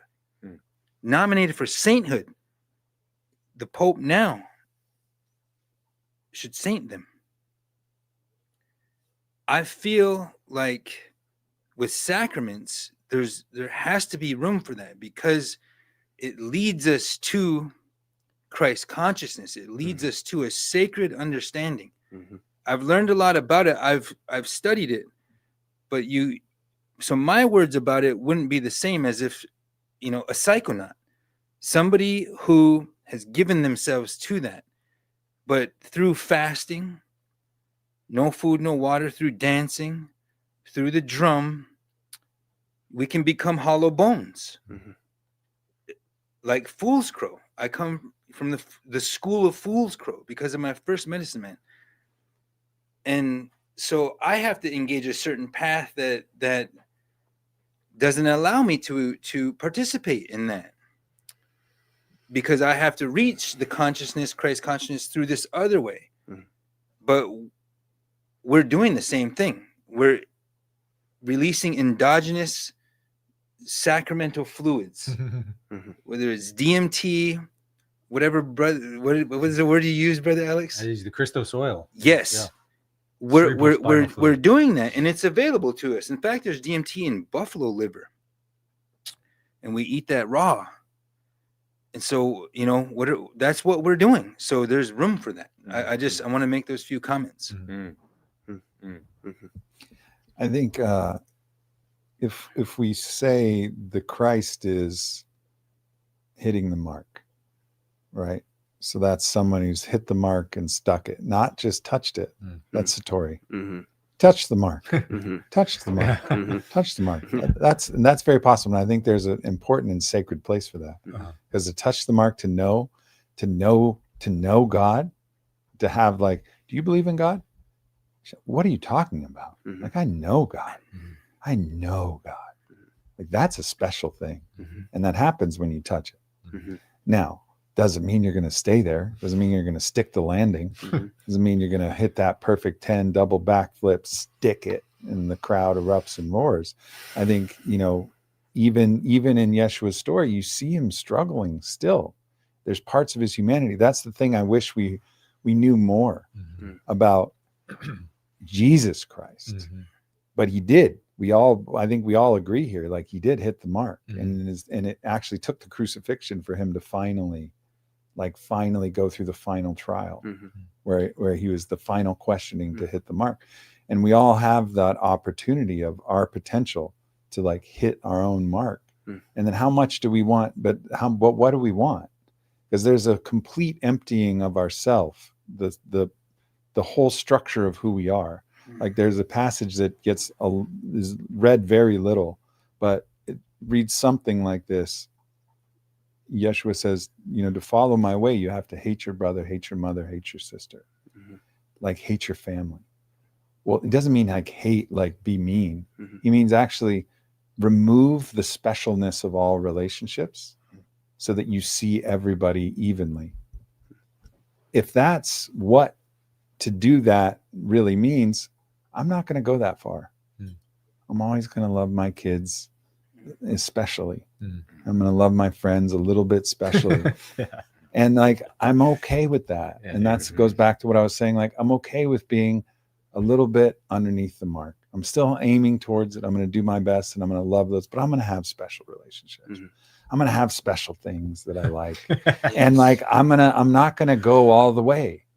And I'm good with that. And I think so I'll never be Aubrey the Christ. That's fine. I'm going to be Aubrey. And Aubrey's going to be somebody that the people who know him are going to know that when they were around him, they laughed and they danced and they sung and they drummed and they felt love. And like, I'm good with that. See, when I hear that, and maybe this is just our relationship to the word, but I don't know that the Christ is something to be achieved as it is to be sort of accepted. And we go back to what Father Sean shared. We had this epic discourse that I know touched a lot of us about Hanani, and a couple times in the Bible when God said, who is going to help? Like, who's going to answer the call? I need some help. And Hanani says, I am here. And in the way of mastery, Yeshua says, I'm always going to be here for you. But when are you going to tell me to step aside and become the Christ? And I feel with myself and my own, perception that putting it as this thing that we'll never achieve. There's always going to be a missing that, in some ways, even when you said like Yeshua still struggled, was he the Christ at the resurrection, or was he the Christ when he said Haneni and then struggled as the Christ? And that there's like this deference we give to the title of this separation that we're always going to be missing. And there's this deep part of me that feels like until we can claim I'm the Christ, now let me go try my fucking best to actually do it, but I have to claim it first. So this is what drew me to orthodoxy. As you know, I started like the first theology that I got was Protestant, and then, you know, just digging deeper into it. But the center of orthodoxy is the mystical nature of theosis, of becoming divinized, of becoming united with God, right? And so the question, I think we all understand that that's the point, right? That we're meant for something great in that sense, like all the way great, right? So the question is just how. And so, like, you know, what does Christ need to step aside, or can I participate in some way in the work of the cross, right? Like that's my question, and I'm still exploring it, right? I'm not like fixed and here to convince anyone.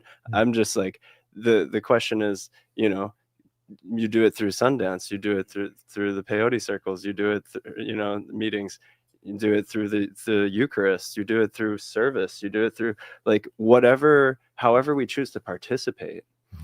It's not a matter of separation. That part I know for sure, right? Any like way that's teaching in that we are separate, it's not the case. But the way that I see it now is like there's a hierarchy, like we're connected through a fractal, and there is something to look up to, but we're connected to it. As soon as we start saying this is mine, this is my divinity, then we become prideful, then we become, you know, like Lucifer. You know, and I hear that, and I don't disagree with it, but I think about like, can the acorn claim to be a tree, or does it need to become the tree before it says I am the tree? Can it hold its full expression where it's at, which allows it to grow into it? When has it become the tree?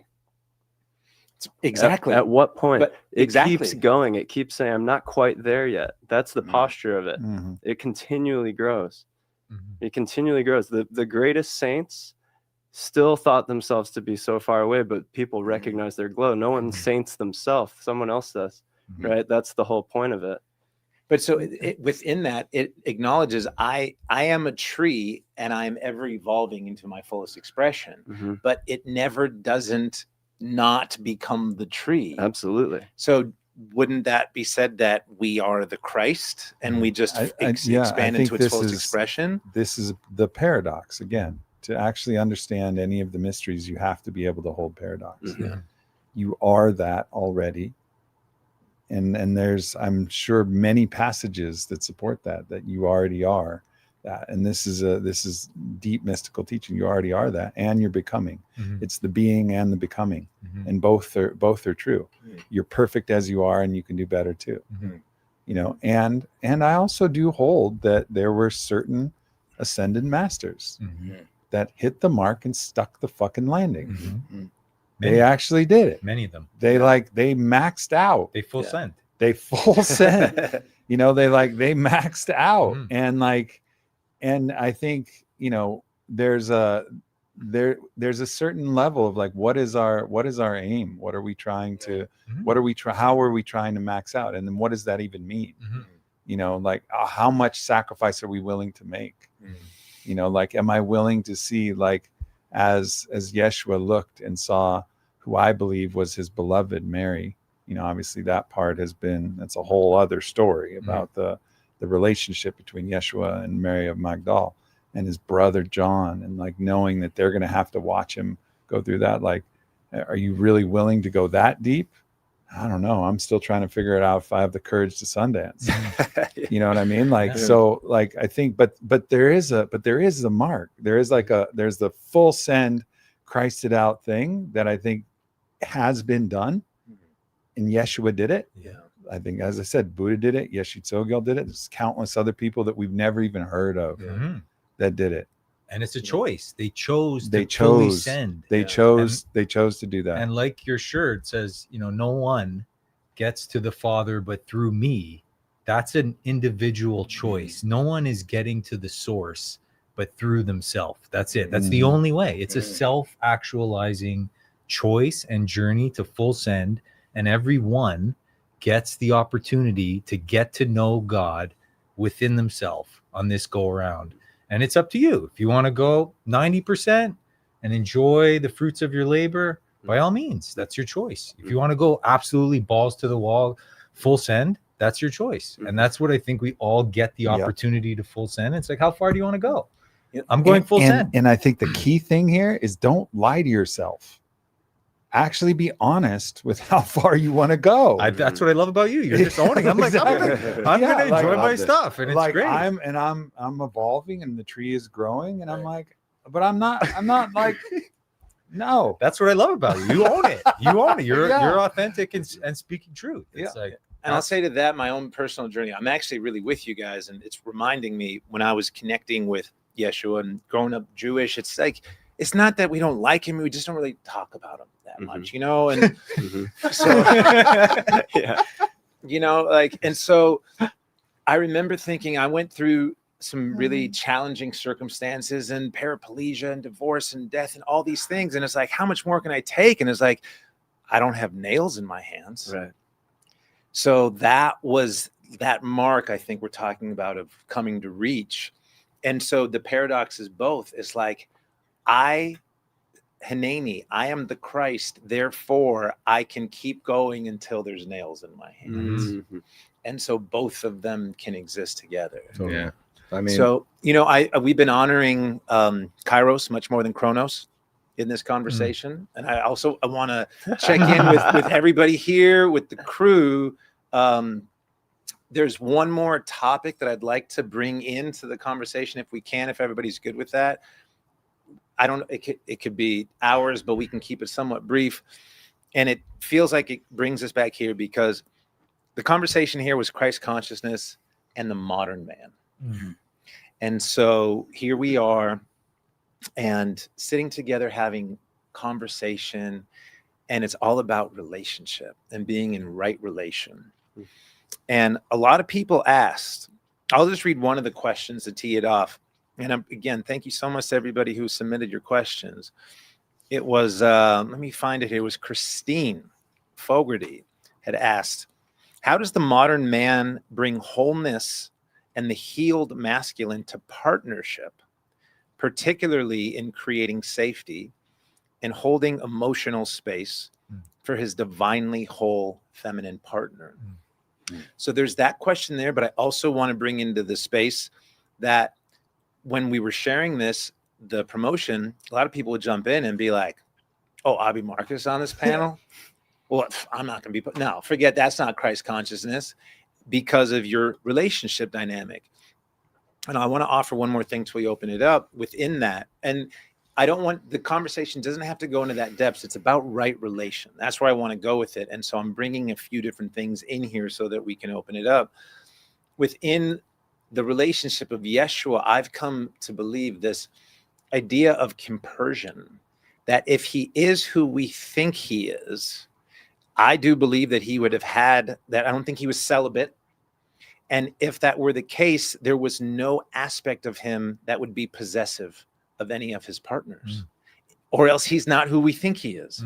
So there has to be radical compersion. And if that's the case, it has to lead open for the space for other relationships to be there. If that's desired, that makes sense to me. But it's also not the way we operate in here.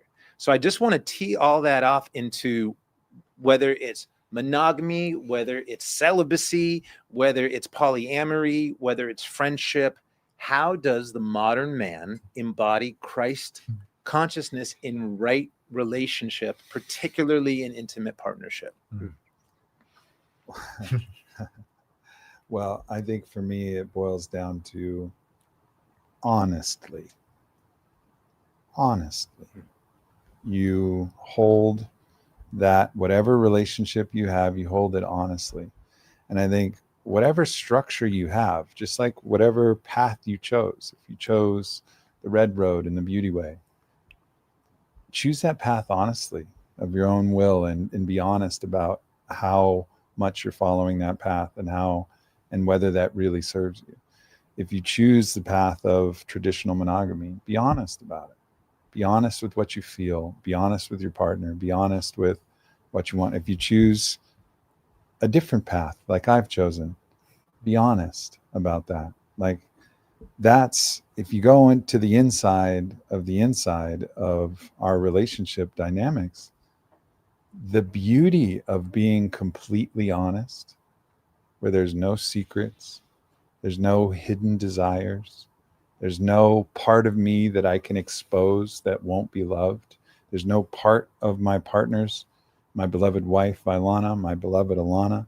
There's no parts of them that they can expose that won't be loved. No desires they have that won't be loved. Now, there could be things that need to be clarified. There could be things that are, hey, I don't think this is the right energy that you're bringing to this. And then, so there's discretion, of course, and that's you're perfect as you are, and you can do better too. There's the discretion is always there. But to me, I think it's showing up with that radical love and radical honesty. And I think so many people who were so triggered by my lifestyle, it's like, it was really quite a shock to me, because I felt like consciousness had evolved to such a level where now most people were rather accepting of homosexuality, for example. Oh, okay. You're a man, you like other men. Good for you. Like, it's your own business. And even in Christian circles, like, far more embracing of that concept. But for me to embrace this, it was like, this is not. And I think the reason why is because the people who are accepting of homosexuality are not secretly worried that they might be gay. Right? That they're not like afraid. They're not being hypocritical about it. They're like, yeah, it's not for me, but go have it. But I think there's a lot of people who are not being honest with what their natural desires are and what their path are. Now, how they act on that is up to them. But honesty, to me, is where this whole thing needs to lead. And I hope that in many ways, this was, emotional blood that I bled for sharing my story. And I was attacked viciously for sharing this story. But I hope that sacrifice was worth, that it brings out more honesty. And I've heard from tons of people where I was like, hey, I'm not going to do what you're doing, but it was really cool for our relationship because we got really honest. We had conversations we were scared of having. And like all of those responses, that's what makes it worth it. That's what makes, this mean something more than the actualization of what I've always dreamed about. Like, I've always dreamed of being this much in love. I'm so in love. Like, my heart's so bursting open. Like, I'm so in love. My partners are so in love. And there's full freedom and love. And it's a way that's worked for me. It's come with great challenge and great difficulty. There's a lot of encoded jealousies.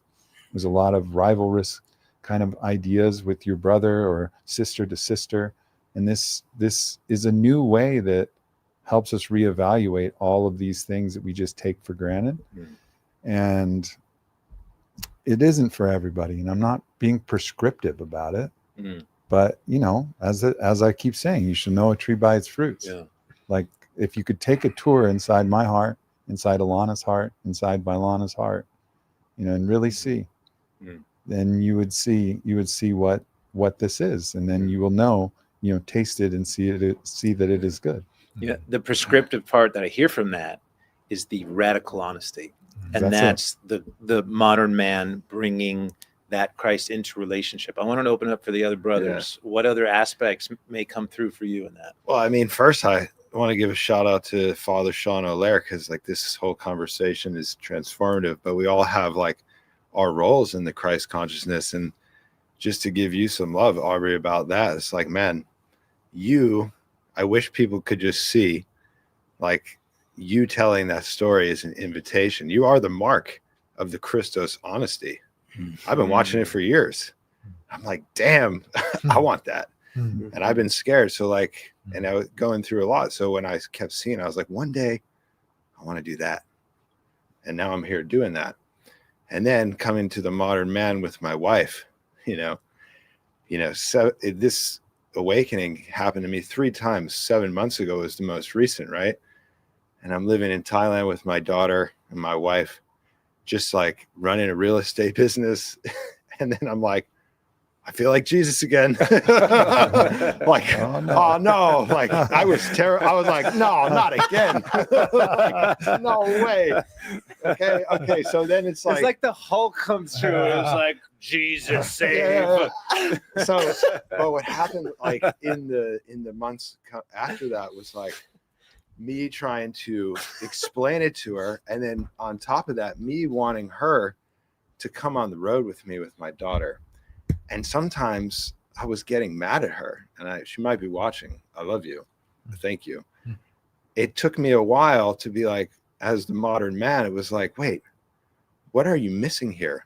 She's on the mission with you by being cool with you leaving 2 weeks out of the month and taking care of our daughter and thinking that this mission is important. And I was like, oh my God, I missed the mark again. Here I did it. So like that recognition.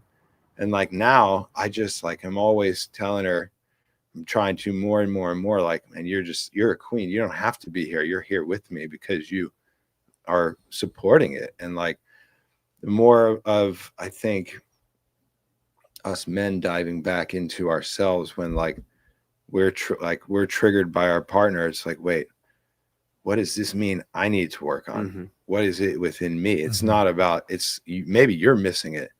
And having that introspection and that ability to figure out, oh, damn, I was wrong. So I'm really good at saying I'm sorry at this point. So with like that, there. the prescriptive piece there, where we have the radical on, and I love where I hope this continues, but the idea that like missing the mark, the Christos of radical honesty.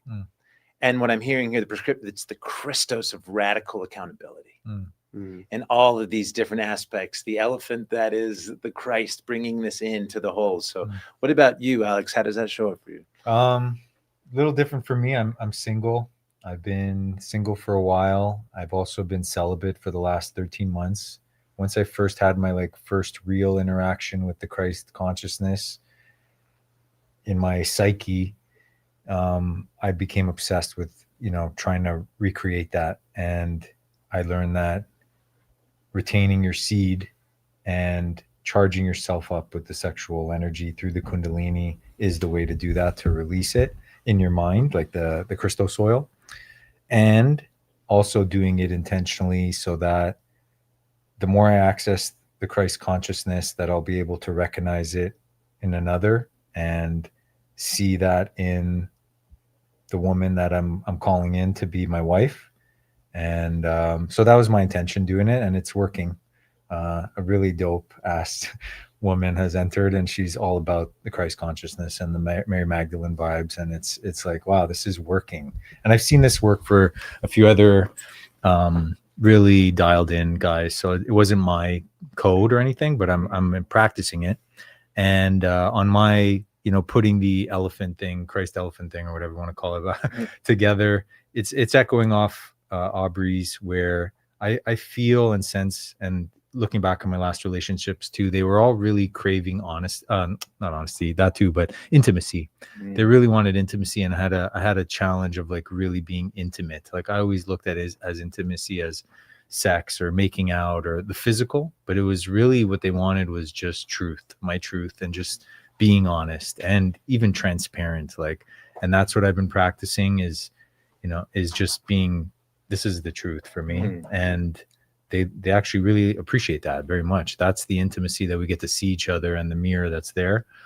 So that's my little piece that I'm bringing in. And there's a few, it could be that radical intimacy, which is the inside of the inside, which we said. There's also potentially, it's this radical transparency, that it's just completely open, that has the nuance of accountability and honesty, but it still has its own particular essence with it. Yeah, it's beautiful. There's something that just came to my mind that I'd like to share because it just kind of popped in, and I trust that. So there's a story that I read from the Hindu tradition, and the story is that Shiva was so fond of being in his meditative bliss that he could hardly be bothered. And so it took a lot to arouse him from this, meditative bliss. So one way to arouse him was the Tridevi, like the goddess incarnate, could do a dance, an erotic dance, and it would allure him out of his meditation, his union with Christ consciousness, and of course this is a deity, so we're talking about a different magnitude. So you could be allured out through this beautiful dance, this erotic dance. And then there's another story of when Kali went into such a fit of rage and such a fit of wrath that she was just destroying like wantonly all over. And then it woke him from his slumber, and his action, he could have tried to overwhelm her, he could try to use force, but he chose the position of the lamb, and he showed up as a weeping child. And as he showed up as a weeping child, then she snapped out of her wrath. And she went, oh my God. So what triggered that about that is part of the intimacy is if you're hurt, sometimes showing that you're hurt, sometimes showing like, wow, that really, really hurt. And and then they'll be like, whoa, like I didn't mean that. And I think that's also part of the modern man is like the availability to be vulnerable and also be really strong, but to be able to have that flexibility to do both, to sometimes be the lamb in the relationship and just say like that really hurt. And just weep the tears. That radical vulnerability. Yeah, that's another piece. Yeah, when you're fully exposed, when there's nothing left, there's nothing you can take to me because I have shown you everything. Yeah. What about you, Sam? Yeah, I mean, I love that in the sense of one thing that was coming to mind is like setting the example. Like so many moments where it's like I'm wanting this person to take accountability. It's like the way to invite that is not by suggesting that, it's by doing it and showing like, okay, this is where we're at. The thing that was coming up before you asked this question, we were talking a lot about about Christ consciousness, and one of the common things that I hear from women when talking about Christ or Christianity, or just like why is the Christ in a male form, or, something like that, and also like Father, Son, Holy Spirit and the Trinity. It's like this, and then all kinds of systematic stripping away of the feminine. And so I think that's one of the things that we're all trying to bridge here is like where is that relationship with the earth, relationship with the feminine wisdom and women, and all the different ways that the feminine shows up. And I'm speaking from a place that I've all of my relationships have not lasted, and there's, of course, everyone plays a part, but like I have my own thing. So I'm commenting on this from a place of like where I'm at learning, and with what I would say is there's a lot of ways that I haven't recognized the profundity of difference between men and women. And I've expected a woman that I'm with to think like me or relate like me or meet me, in a certain way that I'm, is understandable to me or something like that. And I'm missing this great gift of something like you were talking about, like before there were words, there's wisdom, and there's something in just the, again, to me it all comes back to humility. Accountability is, I feel that in there as well, to just be able to pause when I think I'm right, to just drop it and really listen, really, really get curious. Like, this thing doesn't make any sense, but if the goal is to prove that I'm right, I might win, and then there's no more relationship. And I've had that experience many times. And on the other side of it is, if I take this thing that doesn't make sense to me and I just let it in and I really say, what is this? What does this want to show me? And just allow it to transform me. It's a mystical gift. And so just having the curiosity maybe to receive that. You say humility, curiosity. I love, and what's coming through, it's so rich, everything you're saying. It's also this radical acceptance that this person, whether it's an intimate partner, whether it's a friend, whether it's a nation, whether it's an idea, that this person is who they are exactly as they are. And can I wholly and fully accept that? And in this radical surrender, like bring that in, knowing that they are not going to be me. I am me, and I see through my eyes, and can I fully, wholly accept who they are? And that has to be within that merging of sorts to create that holistic human. So Chase, what about you, man? Marriage is a strange institution. You know, you look at the roots of it. It's a contract, and but having a partner and trying to work on yourself, you know, forgive yourself. And I never even heard the word emotional intelligence till one of my daughters mentioned it to me. And having daughters really opened my eyes to the level of conditioning that the world of patriarchy instills. It's like, if you're a fish at the bottom of the ocean, you don't even know you're in that ocean. That's just the reality that you've inherited, and all of the assumptions, like it's in our language, like male and female. Why is male got to be the base of female? In Lakota, it's not like that. Wia and Wichasha, there's a balance. Why do we say women came from the rib of man? Bro, we came out the sacred portal. You know, so there's a striking, we're all dudes here by design, but there's a whole nother way of viewing reality and imparting meaning and purpose and the path that is from the woman, the female, the feminine. And I was saved by a woman. I was literally saved by a woman, and our prophet is a woman. Christ consciousness comes from a woman. And so how many traditions like that are in the world? But, you know, Aubrey took a lot of hits, and he took them. He took them on the chin, man. And our people are polygamous. The Lakota people are polygamous. What's polygamist? We have more than one wife. Not everyone, though. And it wasn't, I think it really made me realize that there's a underlying conditioning. And when people's senses of what they might hold sacred or what they're told that is the norm, when those are challenged, they lash out. It's easier to judge than it is to think. That's Schopenhauer. It's not mine.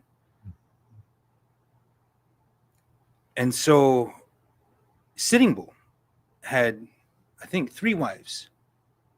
And it's more of a mark of, are you providing? When you wanted a wife, did we have courtship rituals? Not only do you have to seek permission to talk to the woman, but you have to give horses to her family, to her dad. You got to show provision. You have to show capability. You have to show proficiency.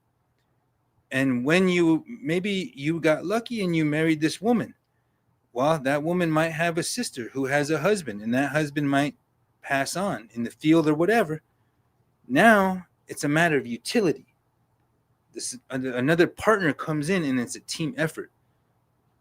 Now, that's not to say that my wife would probably put my stuff all in a trash bag and put it outside the doorstep. That's the traditional divorce method. So there's a balance, though. And whenever we find ourselves, being rushed to a judgment or being asked to villainize something, we have to look at our conditioning, because we are missing. This world here is missing the whole the feminine power. and you know, certain worldviews leave space for that, and I'm still trying. I feel like I'm waking up every day, and you have to decide to try to love yourself and forgive yourself so you can be a partner. You can show up. How, you know how hard it is to do the dishes and make the bed, dude? You have to show up. You have to show up. And I don't show up all the time. But we're fallible. We're not perfect. Mhm. We're working on it. Mhm. And you know, I'll add that. That's how what I'm feeling. I love that, man. And when something that arises for me in this is, we have this dichotomy, this binary man woman, and yes, there's some of us who have penises and some of us who have vaginas, and that's a real thing, and we shouldn't be debating that. That qualifies. And we're also all the mother. Like, we are all the mother. We came up from the mother, and we are all the mother, and we're all the father. Mhm. We're all spirit, and we're all matter. We're all androgenes. You know, we're all androgynous. Fundamentally, some parts of the mother have penises, some parts of the mother have chalices. Okay, you know, and you can express the polarities in different ways, but we're all that. And I think so. That's one thing I just want to point out, is that there's the patriarchy and all of this talk about, no, we're actually all the mother. If you want to talk about what this all is, it's all she. We're all her. You know, all the men are her, and we're here to protect her. That's our role. We're like the fucking lymphocytes and the killer T cells, and like the things that are out there trying to keep everything chill and safe for the mother, to protect the mother. That's our sacred role. Yeah. It's provision and protection. You know, so that's why we have the testosterone. That's our sacred purpose for being a man, is provision and protection. But we're the mother, and we're protecting ourselves, and we're protecting, yes, the women and the children and other men and those who don't have that capability. Like, that's fundamentally, you know, who we are. And I'll also say that there is something intensely transfiguring that I've gone through when I bless my beloved, my baby girl, that I've been conditioned to be possessive over, and I bless her to go have a sexual experience, an ecstatic, surrendered sexual experience with another man. And I call that man, like Joshua, I call him my brother. I hope you guys have the best time. And I'll carry a piano into your fifth wheel over here so you can play music in between having sex. And that's not fucking easy. It's not an easy path. And like, everybody's like, oh yeah, Aubrey's got it made, he's living the life. Yeah. I'm telling y'all, it's not easy. It is not easy. And yes, it's so incredible, but you have to go through a process of being willing to move beyond those fiery gates, like the pathway back to Eden. So in the story, the gates of Eden are barred, and there's a sword that moves around in a circle, and the sword is on fire. And the pathway back to any Edenic state is through the flaming sword with the fire. And if you want to get to this state, there's no bypassing it. You can't sneak past the gates. And I think so many people they're cheating, they're going around, they're trying to sneak past the gates. You've got to go through the gates. And I think this is not a retelling of the older kind of polygamy stories. This is a new story where I don't have any rights that my partners don't have. They have the same rights as me. They're free to explore as many connections as I am. So it's an evolution of that idea. It's a new imagining of it that is more encompassing and egalitarian of both sides, because we've gone to that place of consciousness where now we can actually embrace that, and we can be, like you said, you know, we can have compersion, which is to share in someone's pleasure, rather than just compassion, where we're down to share in their suffering. No, like, you guys are having a great time, like, that makes me happy. You know, and I have lots of things to say on the nature of relationship, but this is not where this podcast is going. But I think the key points are: one, we're all the mother; two, there's no way back to the garden except through the flaming sword of fire. Mm. And whether that's the Sundance or whether that's dealing with your own jealousy, like I can't tell you what that feels like. It's like I wanted to vomit, cry. I'll be like, oh, they're probably having casual sex. Oh no, for sure they were having doggy stuff. Oh, for sure his penis was in her mouth. Oh my God. And then I wanted to vomit and I wanted to cry. And Ryan's getting uncomfortable already as he's hearing it. And it's like, it's fucking insane. And I wanted to punch something and I wanted to cry and scream and vomit all at the same time. And I did that over and over and over and over again until I could finally come to a place like, did you have a great time, babe? How many orgasms did you have? And they're like, you what? You want to know? And I'm like, yeah. Like, was it amazing? Like, did you reach transcendence in that union? Like, and to really like want that. And it's not that I'm perfect at it, but I've endured the flaming sword of fire, and it's made me a better man. Made me a better man. And so that's, again, you should know a tree by its fruits. This process of moving beyond my own jealousy has made me a better man. And also it opens up so many things, even if they weren't sexual partnerships available. Like right now, Vailana is working on an incredible music project with a producer who saw her doing this dance where she's in like painted metal, for a music video, she's in painted metal and she's naked, like on the bed, and like he hits her up and he's like, wants her to be part of the project. Well, most men would be like, yeah, fucking right. He's just trying to get some of that ass. And I'm like, no, awesome. Like, and like, there's no resistance. There's no like stopping for me. I'm like, this is awesome for you? Awesome. Like, go for it, babe. Like, live your best fucking life. And I also just trust that with all the options open, they're going to choose to come home to me. Not that they're contractually obligated. They're not. If someone can serve you better than me, I want you to be with that person because I love you that fucking much. Well, I hear in that the Christos, I think of that process that you went through and how challenging it was, and something he speaks of in the Way of Mastery says, make no mistake, if there is anything or anyone that triggers you or you feel triggered by anything, that you have more work to do. Because it all comes back to the one and into the individual. And so there's an opportunity to expand.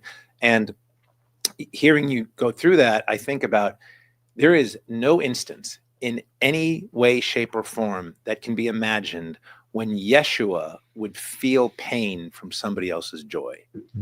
Period.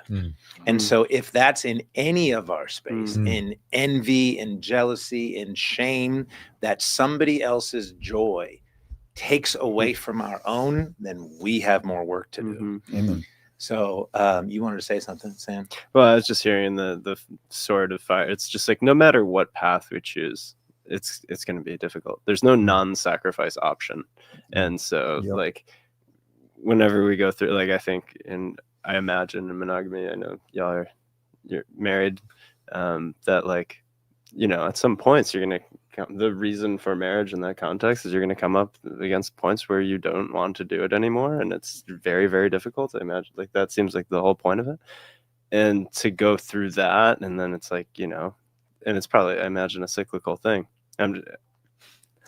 It's a really important point that you're making, is that you get to choose your sword and fire. You get to choose which path. Like, is your sword and fire staying devoted to that one person? And is that your sadhana? And is that the thing that continues to hone you into the best version of yourself? Or is it confronting the snarling, fucking monster of jealousy and just saying, like, feeling its hot breath and like feeling it eviscerate you and saying, like, I'm not afraid of you? Like, which, or being celibate, or being celibate. Like, any of them are going to come with a challenge like exactly. that. Yeah. But it's like, whatever sword and fire you're called to, Eden's on the other side of it. All And paths lead there's to so fulfillment. exactly. There's so many different paths. And so that's why I'm not prescriptive about this. Yeah. But I think we should look at each path and say, like, all right, where are the sacrifices? What are the unique sacrifices of this path? Where's the growth that's coming from it? And I think that's really important. I have partners who are, not partners, I have friends who are with partners. They have a really like hard time with. Like they really struggle with it, and they stay in because it's really hard. Mm-hmm. And they're like, this is my sadhana. And I'm like, bro, like you could choose a different thing. Like you could choose a different sword and a fire. And I think it might be better, but who am I to say? Yeah. You're like totally awake. You're looking at this with open eyes. I'm like, this is your sword and this is your fire. Bless you. Bless you on your path. Nobody should be telling another person what sword and what fire they need to go through. You know, like it's a personal choice. Right. I want to say something. We have parables, right? We have these stories, and Aubrey being willing to be in that place where you're in this circle where there is judgment. And one of the ways you're being tested, one of the ways that our people would test a man is they would concoct some errand, and they would take the man out away from the camp and bring him back. If this man was being considered for leadership, and he would come back, and his woman would be with another man, they would set this up. Talk about a prank. Wow. And so they only did it to see what you would do. How you would react? How you would react. When the people hurt you, will you hurt them back? Oh, shit. If you lost your shit, because the gods are jealous. You know, jealousy is a real thing. That was a test. That was one thing that they judged you on that. The other is a story about a man whose nephew steals his woman, his wife, right? She goes for the younger dude, and the people are expecting him to lash out because he's a leader. And instead of lashing out, he takes a horse, a bunch of his property, a bunch of things, and he saddles that horse up and he takes it over to the man and the woman, and he wishes them well. You know what I mean? Like that. So you're living that and you're sharing that, and I want to thank you for that. That's turn the other cheek right there. That's a great full circle moment. That's it. That's the whole thing. The last thing is Crazy Horse stole somebody's wife, right? Black Buffalo Woman. They were in love, bro, and she eloped. She left her kids with the family, and they go on a honeymoon essentially. And her husband finds out and shoots Crazy Horse in the face. And so since that time, he was disfigured in his face. He didn't like how he looked. He didn't like his form. And he was the youngest shirt wearer of our people. He was like 34 years old, but he never returned to that center where it's hard to put yourself in there. It's hard to go in there because the fire is hot. And there's the judgment of human beings is sometimes it impacts you too much. It's too strong. And he never went back into that public circle, but he did other things. He perfected other things in his life. So I just want to mention those three stories because when you're talking, there's lessons here that we're living. You know, we're living these lessons. So anyway, thank you. Thank you for that. And we're living the stories. And this is, man, we could go for forever on this. It's amazing. First of all, I just want to thank you, brothers, for showing up. This has been a beautiful conversation. And in terms of the prescriptive, to bring it together, we talked about so much, but I love where this ended because we're all talking about connectivity and what is the bridge, what is the unifiers. Many paths, one mountain, but it is a mountain of honesty, of accountability, of humility, of acceptance, of surrender, of love, of compersion. I want to add one more.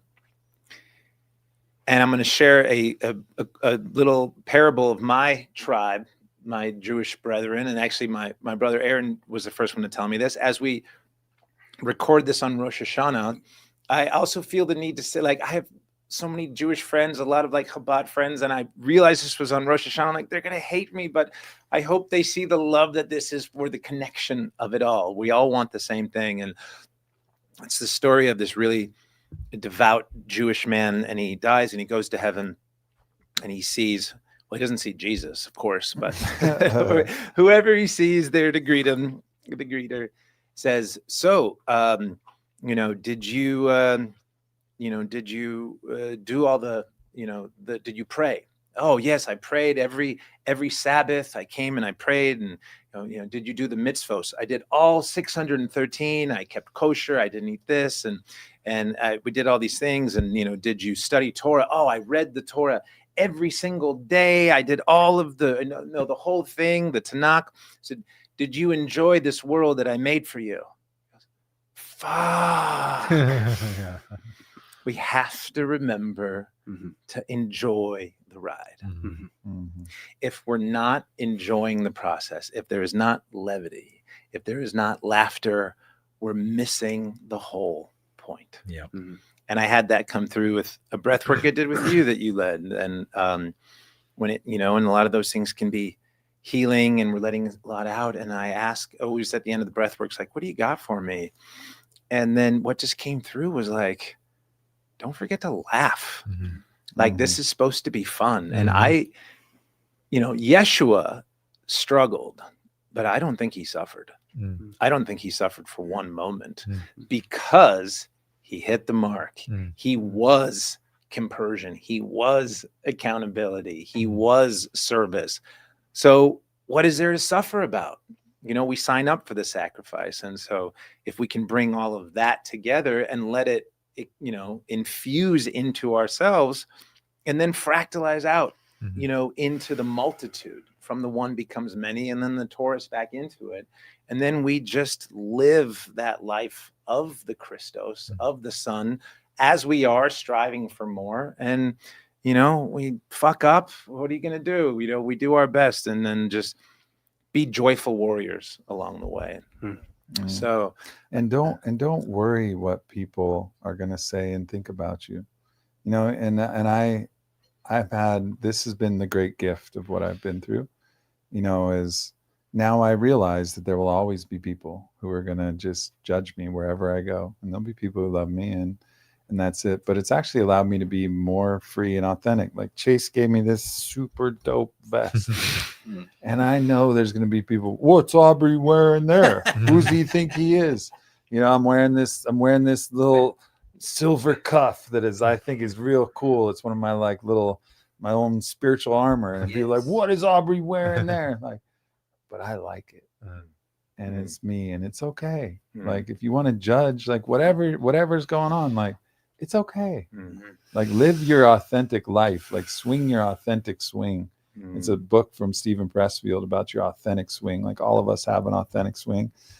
And like everybody here is living their authentic swing. Alex, you do it fucking great. You swing your authentic swing so good. And Sam, you do too. All of us do. We're swinging our authentic swing. And I think that's the other thing is like, be who you are, swing your authentic swing and don't worry about the people who are judging you. and I'm going to say this to shout out to everybody who's watching right now and everyone that's going to watch this recording later, that we're all being called into something greater.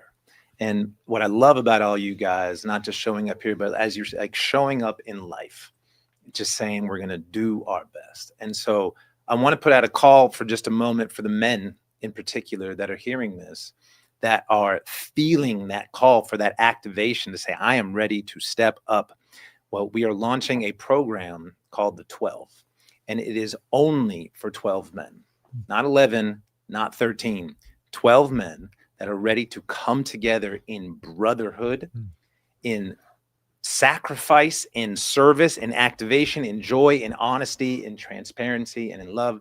If that's something that you are interested in, there's going to be a link in the bio or below in the description. You can go to aranzahavi.com/the12 for more information. So we'll put that out. For everyone else, men, women, and children, we have our community, Soultivation. It is a place for conversations like these to be had with everybody. Bring the whole of you as you are, and it's a space for us to come together, to talk, to converse, to learn, to grow. You can go there. There's going to be a link to it's soultivation.circle.so. But whatever it is, whatever your path is, just know that we are all in this together. And how do we know that? It's because we're all fucking here right now. There's just one thing. There's one thing, and we are it. And if we can just do our best to embody the love that we are and extend it forward, then there is no question that we will reveal the kingdom, usher in the beloved community, and see the more beautiful world we all know is possible while we came. Hallelujah. Amen. Thank you. Good night. Go ahead, you do. Thank you, man.